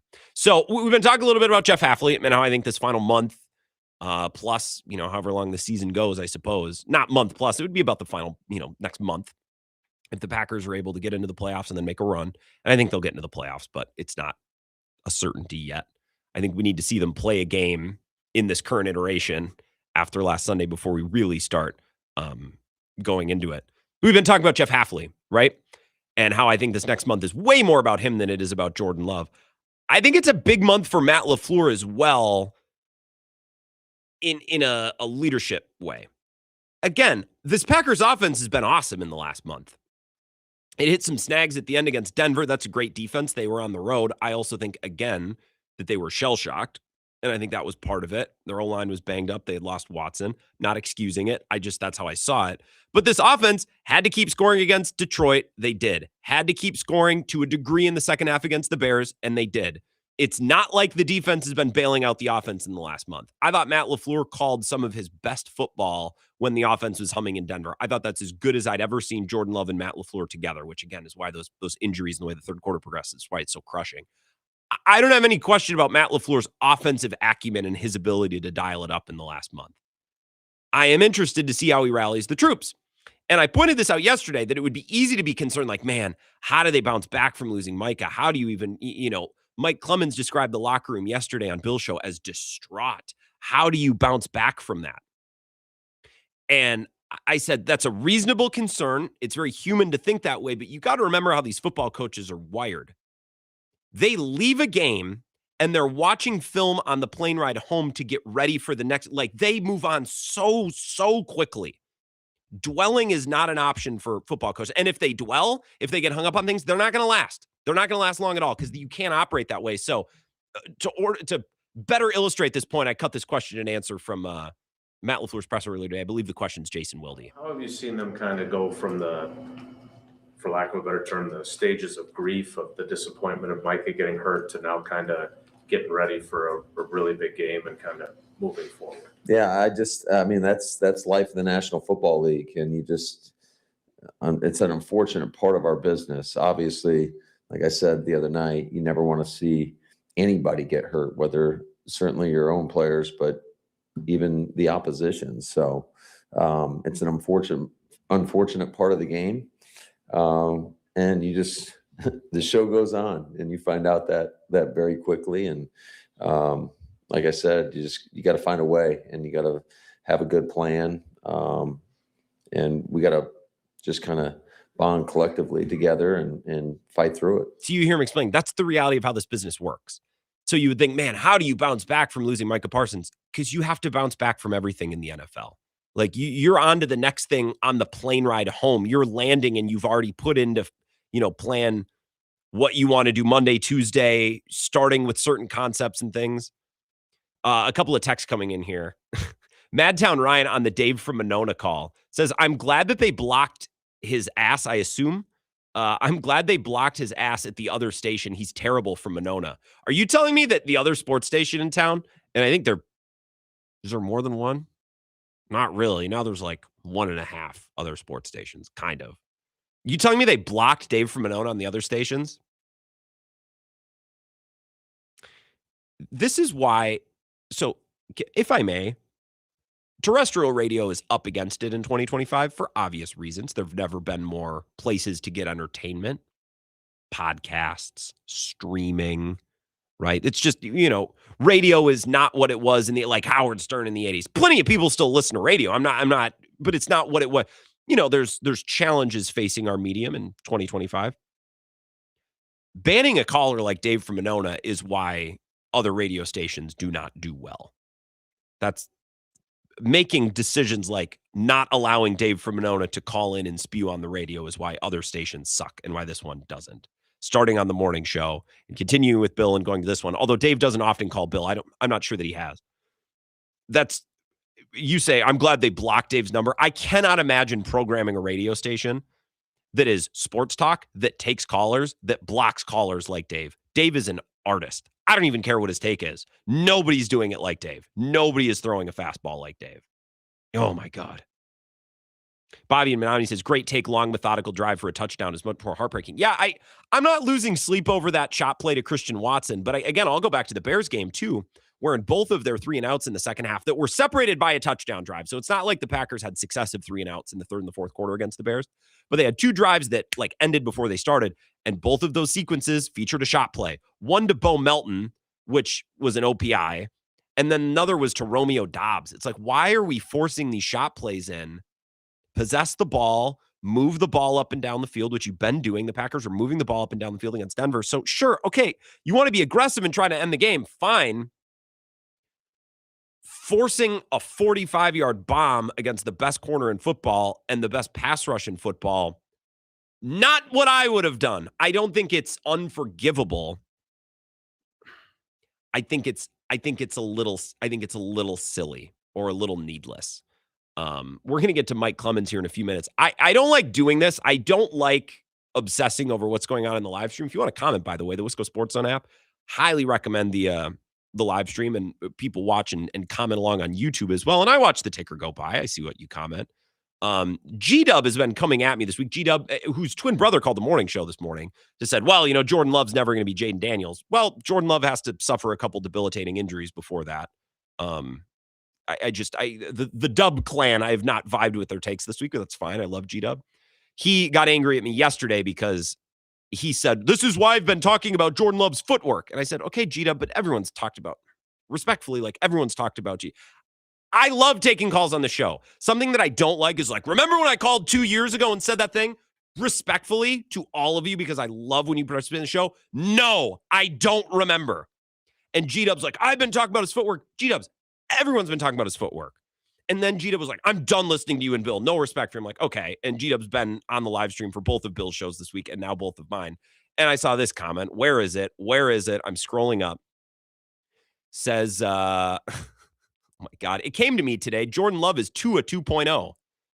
I suppose that's a good comparison if you don't factor traits, personality, winning ability, playoff berths, playoff wins, capability of throwing in the elements, arm strength, accuracy, toughness, likability, intangibles.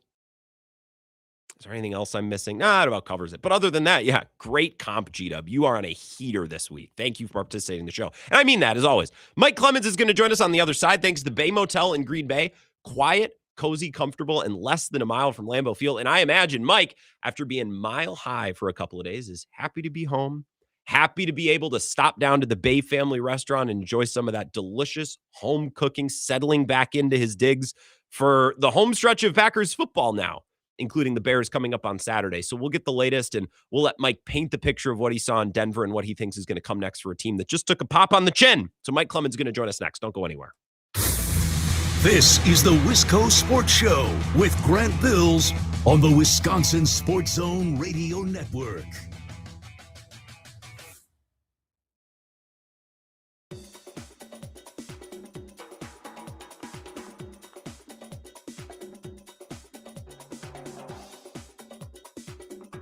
The Wisco Sports Show will resume in 5 minutes.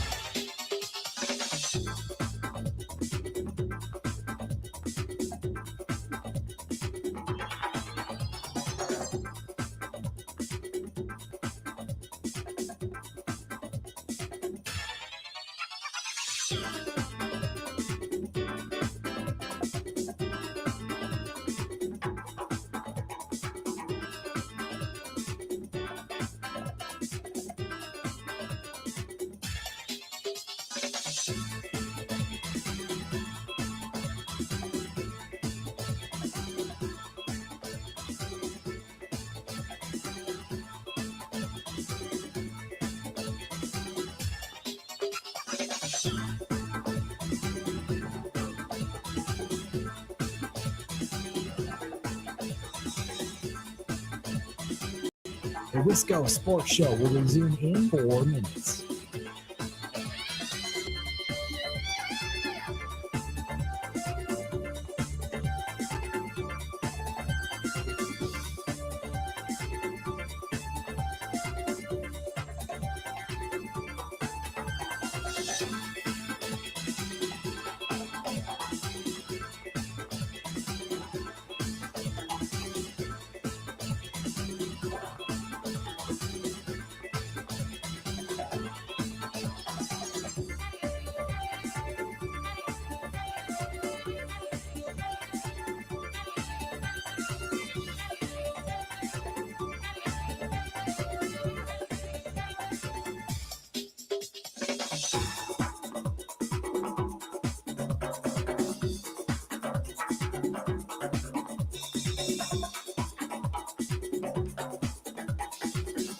The Wisco Sports Show will resume in 3 minutes.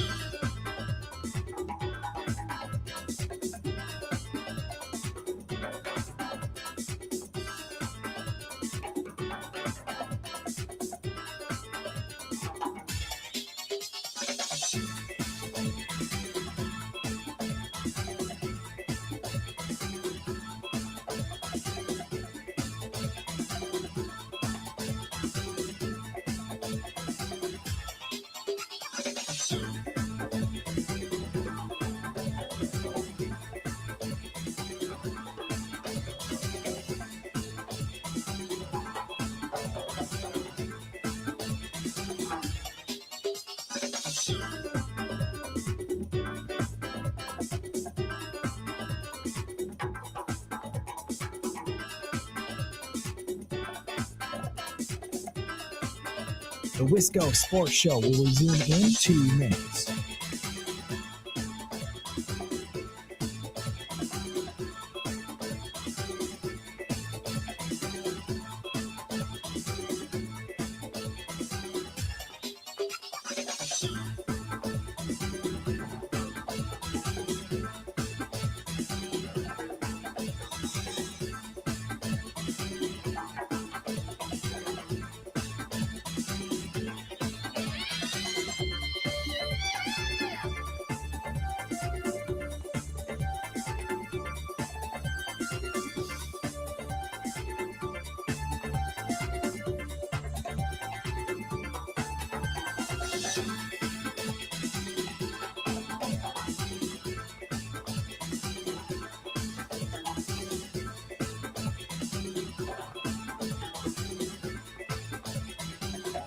The Wisco Sports Show will resume in 1 minute.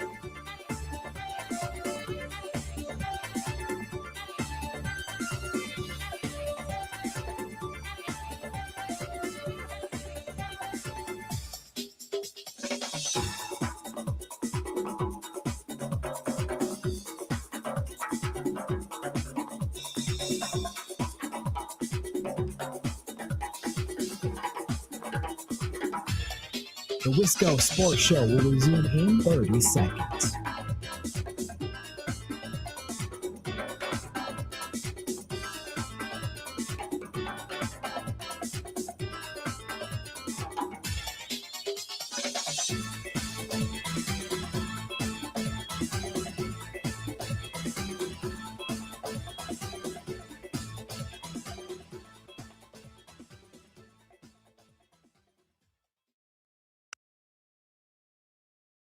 How have you seen them kind of go from the, for lack of a better term, the stages of grief of the disappointment of Micah getting hurt to now kind of getting ready for a really big game and kind of moving forward? Yeah, I mean, that's life in the National Football League, and it's an unfortunate part of our business. Obviously, like I said the other night, you never want to see anybody get hurt, whether certainly your own players, but even the opposition. So it's an unfortunate part of the game. And you just, the show goes on, and you find out that very quickly. And like I said, you got to find a way, and you got to have a good plan. And we got to just kind of bond collectively together and fight through it. So that's Matt LaFleur earlier today, and I cut that, and I wanted to play it during the show tonight. It's the only part of the presser we've got to, because as bad as the scene was on Sunday and as dejected as the locker room was, and Mike can paint that picture better for us here in a sec, that's kind of life in the NFL. Like, you finish the game, you're on the plane, and you don't have time to wallow or think like, man, we got to start on Chicago game film, and we got to get ready for practice. That's just how these guys have to operate. Otherwise, you can't exist. You cannot coach in the NFL if things stick with you for really more than a couple of hours. That's the reality of the schedule of the sport and how it works, especially when you have one less day because they're going to play on Saturday this week. Mike Clemens is here. Thanks to the Bay Motel in Green Bay. Quiet, cozy, comfortable. You can make your reservation, baymotelgreenbay.com.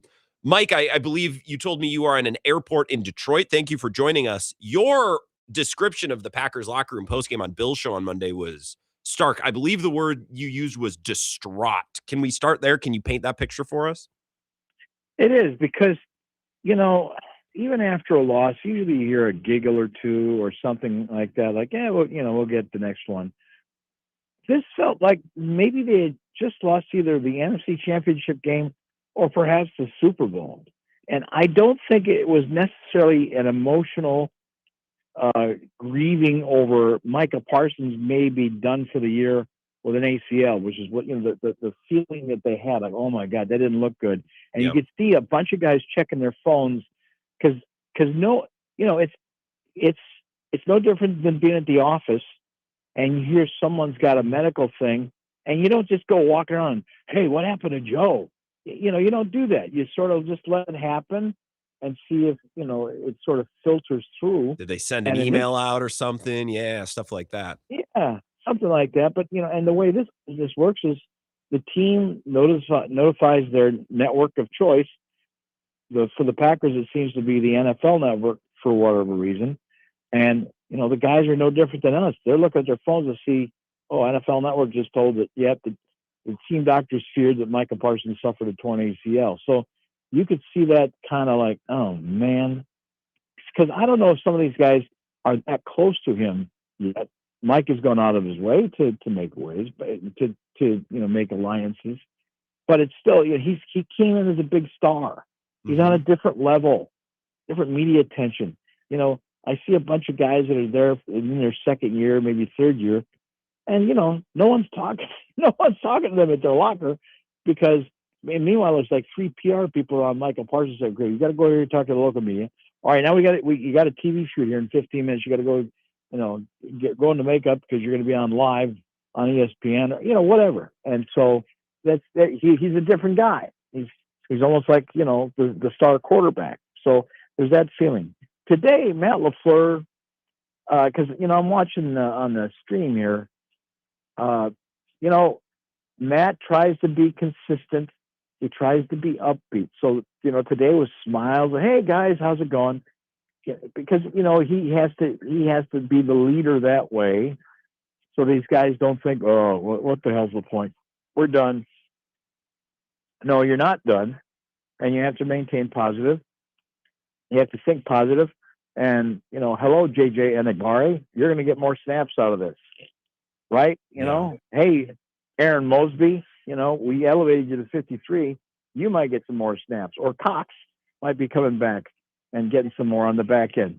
Lucas Van Ness had 23 snaps as he comes back from his foot injury. I'm telling you, it just didn't ring true. It's kind of fake. And that's just the way LaFleur does it. He did not give many details today where he could have, but it wasn't very inspiring. And in the meantime, he doesn't care because, he'll do his due diligence. He'll try and answer the questions as far as he wants to, but he doesn't quite have that moment, at least publicly. I'm sure it's different privately in the team meeting this morning, but he doesn't have that thing publicly that gets the players going, gets the front office going, and most importantly, gets the fans going.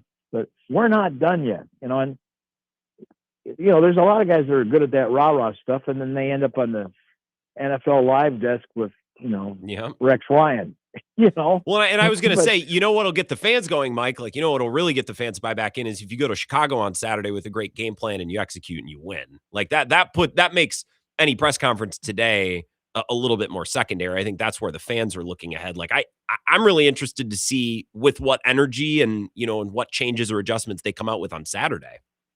Right. So let's get to the news, which is pretty much the injuries.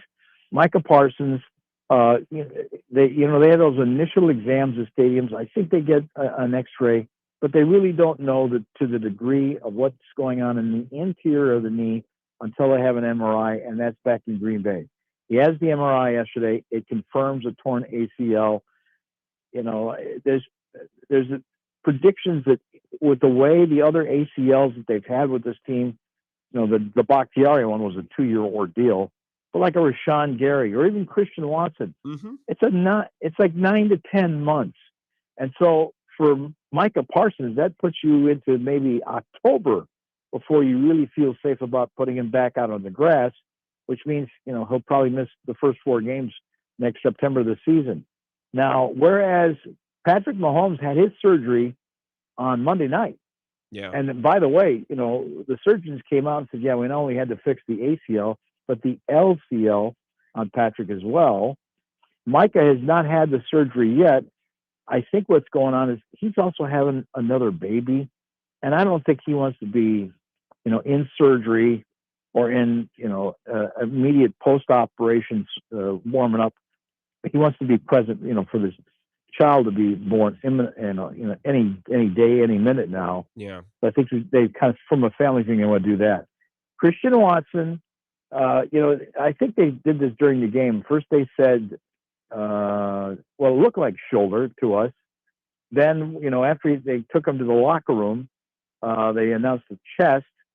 Then there was another report that said shoulder. A doctor last night explained to me there's an artery in that area in the AC joint, and I won't get too more detail on that because that's not in my head. They have concerns about arteries that go to the aorta. Yeah, something internal was my thought. It's like we got to go make sure there's nothing inside of the chest. Was my guess, but I don't know anything. Yeah, so it wasn't like a rib injury where you worry about punctured lungs. It wasn't a broken collarbone like Jaden Reed had, or like Rodgers had twice in his career. But it's a shoulder sprain that does some damage, and they need to make sure that it's not affecting this main artery that's in that area that can lead down to the aorta on your left side. And now you've got yourself a situation. That's why he went to the hospital, but he was able to make the team flight home. Now today, LaFleur says, it might be a game time decision. Okay, sure. Yeah. Come on, man. But, that's what LaFleur said. We'll wait and see on that. And then Zach Tom with his knee, none of these seem to be requiring surgery, but some sort of a sprain. Evan Williams had a tear in college. He said that he didn't think it hurt that bad, but he's got some sort of a sprained knee, and on and on and on. So, the list of injuries goes on from Sunday's game out in Denver. So Mike Clemens is here. Thanks, the Bay Motel in Green Bay. So I want to talk about Josh Jacobs. Did you see any of his comments from the locker room earlier today, Mike, real quick before I ask my question? Did you see any of that? No. So he's talking about playing through injury, right? And how him and LaFleur have had to battle a little bit. And then he had a quote that was really circling around. He's saying, look, it's harder for me to watch a game from the sideline than it is for me to play injured. And I read that. I'm like, wow, just a guy. And we had him on Bill's show at Super Bowl, a guy who's really well-spoken and lots of charisma and lots of energy. And I got a call earlier in the show tonight about how, for all the great work that Goody has done, this team is pretty young. And if you look at past Super Bowl teams, Driver, Woodson, those guys had been around, players on that team in the late 90s, they'd been around, they had big game experience. And maybe that's a little bit of a concern for this team.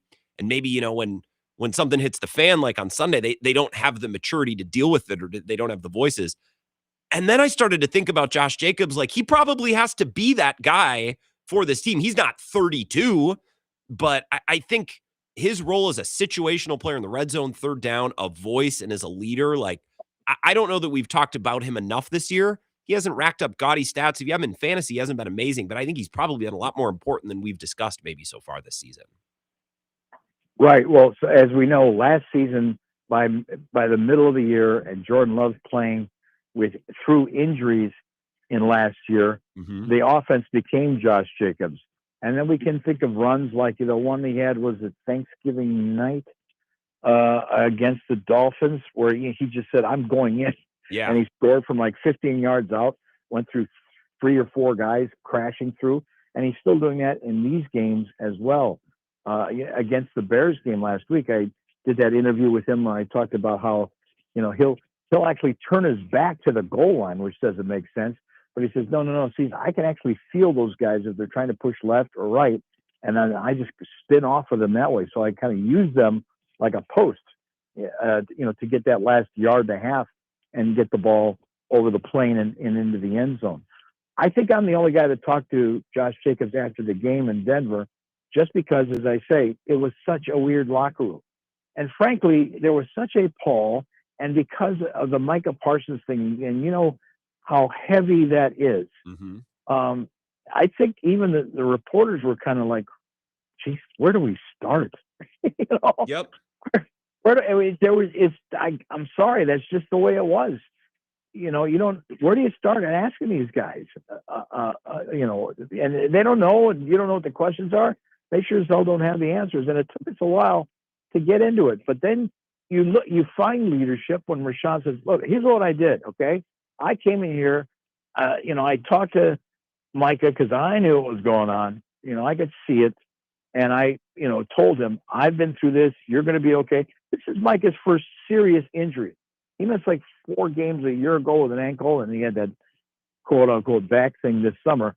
This is his first serious injury, very serious injury, and this is all new to him. And so this is, as he put in his social media thing, he's going to take this as a personal test.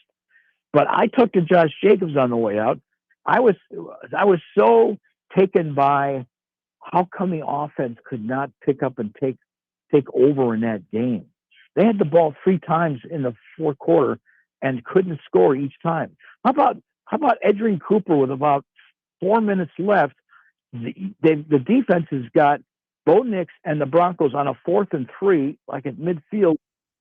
It's a tremendous play where he deflects the pass out on the left side of the Broncos offense, flats, and gets the ball back in great field position for Jordan Love. And 4 plays later, Jordan Love is sacked on 4th down.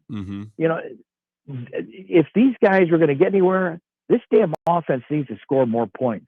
It can't be 3-0 at the end of the first quarter anymore. It's let's go time, and stop, crying about Tucker Kraft, and you got Matthew Golden back out there. Where's Dontavian Wicks? Where's Romeo Dobbs? And these, and Luke Musgrave was hot and cold. There's a ball that Jordan Love trusted him with on a little out pattern to the right-hand side, and the ball went sailing over his shoulder. It was not a throwaway to me. The tight end was looking back at the quarterback. Put your eyes on your quarterback, man. Don't be still in the progress of running your route. If he turned around, he would have had that ball, and they would have gotten a first down. So that's just it. This offense, I don't think has been in the 30s enough the second half of the season. But the offense has been kind of off all year. The offensive line never looked as good this year, I thought, like it did last year. It took a while to get the Adrian Cooper thing going. Now it almost looks like, I'm sorry, the Elton Jenkins thing going at center. And the interior line almost looks better with Sean Ryan over center and the play of the two guards. Rasheed Walker with 4 penalties. Your 4-year veteran in this thing. 2 false starts. And Sean Payton talking last week about, I got the crowd into it. I've got the scoreboard crowd into it. When those guys in the fourth quarter, your visitors, are in a huddle, crank the volume. I mean, that's what I really needed to screw up their communications. It gets them out of rhythm. And after the game, Sean Payton applauded the fans at Mile High and the scoreboard crew for making that kind of a noise. So there's all these little things like that. And then you wonder why you get the ball 3 times in the fourth quarter, at the end of the fourth quarter, and you can't get any damn points out of it. Yeah, it's funny because when the offense hums, and it's hummed for stretches, of varying length in basically all the games in the last 2 months, it looks unstoppable. But there's 1 or 2 plays a game where it's like, well, if you had executed that, now we're talking about 31 points instead of 26 or 35 points instead of 27. And now, especially without Micah, that could be the difference between a win or a loss. It's a tall task. It's a big ask for the offense, but that's the situation, right? Especially now without Micah. In mid-August, year 2 of the Jeff Hafley defense, the Jeff Hafley defense giving trouble to Jordan Love and the Packers offense, right? I mean, the defense was winning every day in practice. People were saying this might be a Super Bowl team. And then Goody puts it over the top and pulls off this incredible trade to bring in Micah Parsons. And then they beat the Lions, they beat the Commanders, as Micah's just sort of getting an orientation as to what's going on in Green Bay. And then people are saying, we're going to the Super Bowl. I mean, the confidence was so high. And then you lose a game like you did in Cleveland. Why? Because the defense held Cleveland to 13 points. Your offense isn't scoring. Mm-hmm. What's going on? And that's happened in a lot of these games, that the offense is slow on the uptick. Doesn't seem to have an identity. Well, now you've got 3 games left, and this is where you need to step up. Now that Parsons is gone, and even though Christian Watson is going to be out probably a couple of weeks, if not the remaining 3 games of the regular season, that's just a guess on my part. And Josh Jacobs is beat up. Guess what? It's a running back. And, the Broncos, you could hear the Dan Logan, the announcers, talking about that's we watched Josh Jacobs all those years come up here from the Raiders once a year, the Mile High, and go down there in Vegas. And now we're facing them with the Packers. But, Josh Jacobs is a running back that's not getting any younger. And the injuries have piled up on him. And I don't know if he's going to be as effective as he was a year ago. You better start finding some answers to these things. I think Love is throwing the ball. I just don't think that the receivers and the rest of the coordination of the offense are keeping up with it. Well, I like that framing. I like that perspective. Well, luckily, as Josh Jacobs ages, Marshawn Lloyd stands at the ready to take over one of these weeks, Mike. Anytime now. He's got a hamstring now. Yeah, he's Did got. you know another, that? Yeah, he's got another one. Oh my God. All right. Well, maybe we can talk more about that on Thursday, Mike. I got to run. Safe travels. You're in Detroit. Have you gone through the walkway where it goes underneath with the big art on the wall and then comes back up? I actually like the Detroit airport. No, this airport is a lot bigger than I'm used to, but usually for these flights, because I usually use Delta, we're just in the A wing here. So, what I keep on kicking myself is I have to walk like 50 gates. And that's not an exaggeration. It's a long, long walk. And all of a sudden you hear this whoosh. I was like, oh yeah, damn it. They've got this train that's overhead. There's no signs for it, but you can take a train that will shoot down this long concourse that they've got with all the Delta flights. So now I'm getting to be a little bit more of a veteran, and I'll catch that. But, whatever the case, learned a lot. I got a whole bunch of stories out of Denver. Went out with some guys last night as well. And it's going to be an interesting remainder of 3 weeks here for, J.J. McCarthy looked pretty good up there in Minnesota. That might be a tough out there, even though they've been eliminated from the playoffs. This is going to be quite the test for Matt LaFleur in terms of his leadership. And he's got to do it with offense. He's got to figure out a way to get this offense more productive, to get the points on the board. More consistent. They're going to have to pour it on. Mike, appreciate it. Safe travels. We'll talk tomorrow night on the Huddle. Will do. Thank you, Grant. Talk to you then. Yeah, talk to you then, Mike. Thank you. Mike Clemens, thanks to the Bay Motel in Green Bay. Let's take one final break. I'll give you a Bucks thought on the way out the door coming up next. This is the Wisco Sports Show with Grant Bills on the Wisconsin Sports Zone Radio Network.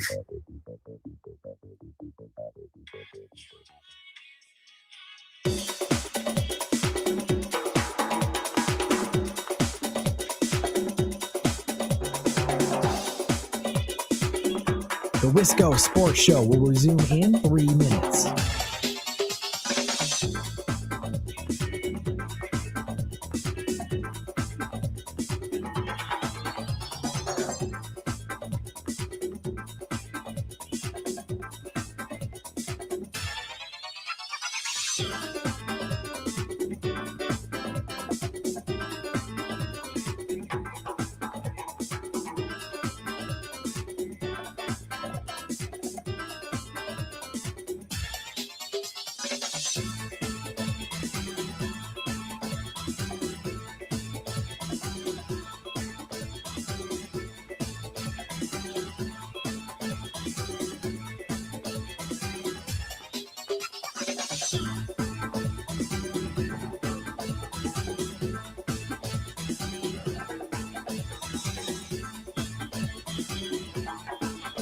The Wisco Sports Show will resume in 2 minutes.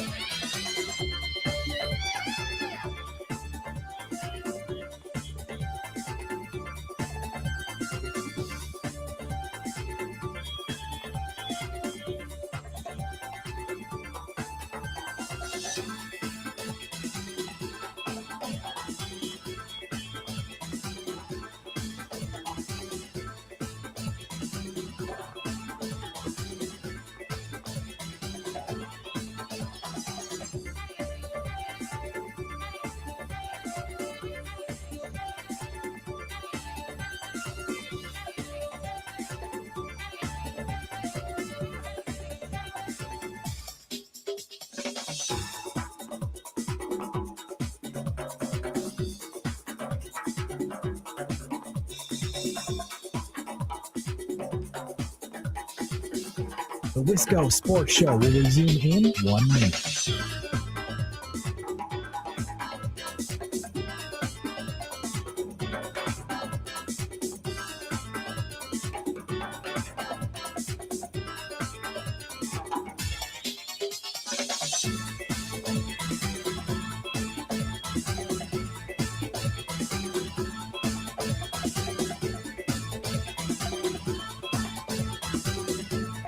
The Wisco Sports Show will resume in 30 seconds.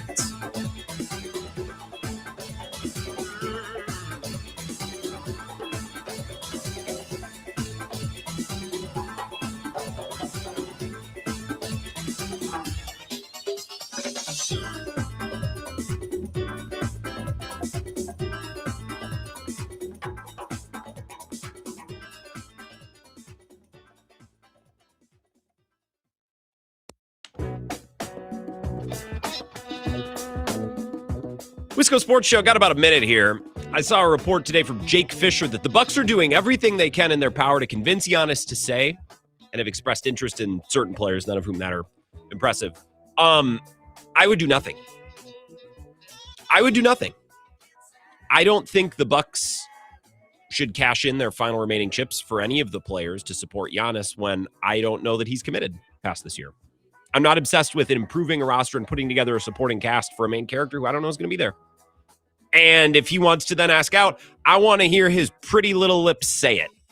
Say it. Do it. Otherwise, we're going to build this thing correctly moving forward and not desperately. We'll talk more about this tomorrow. Maybe. Have a great night. Thanks for listening.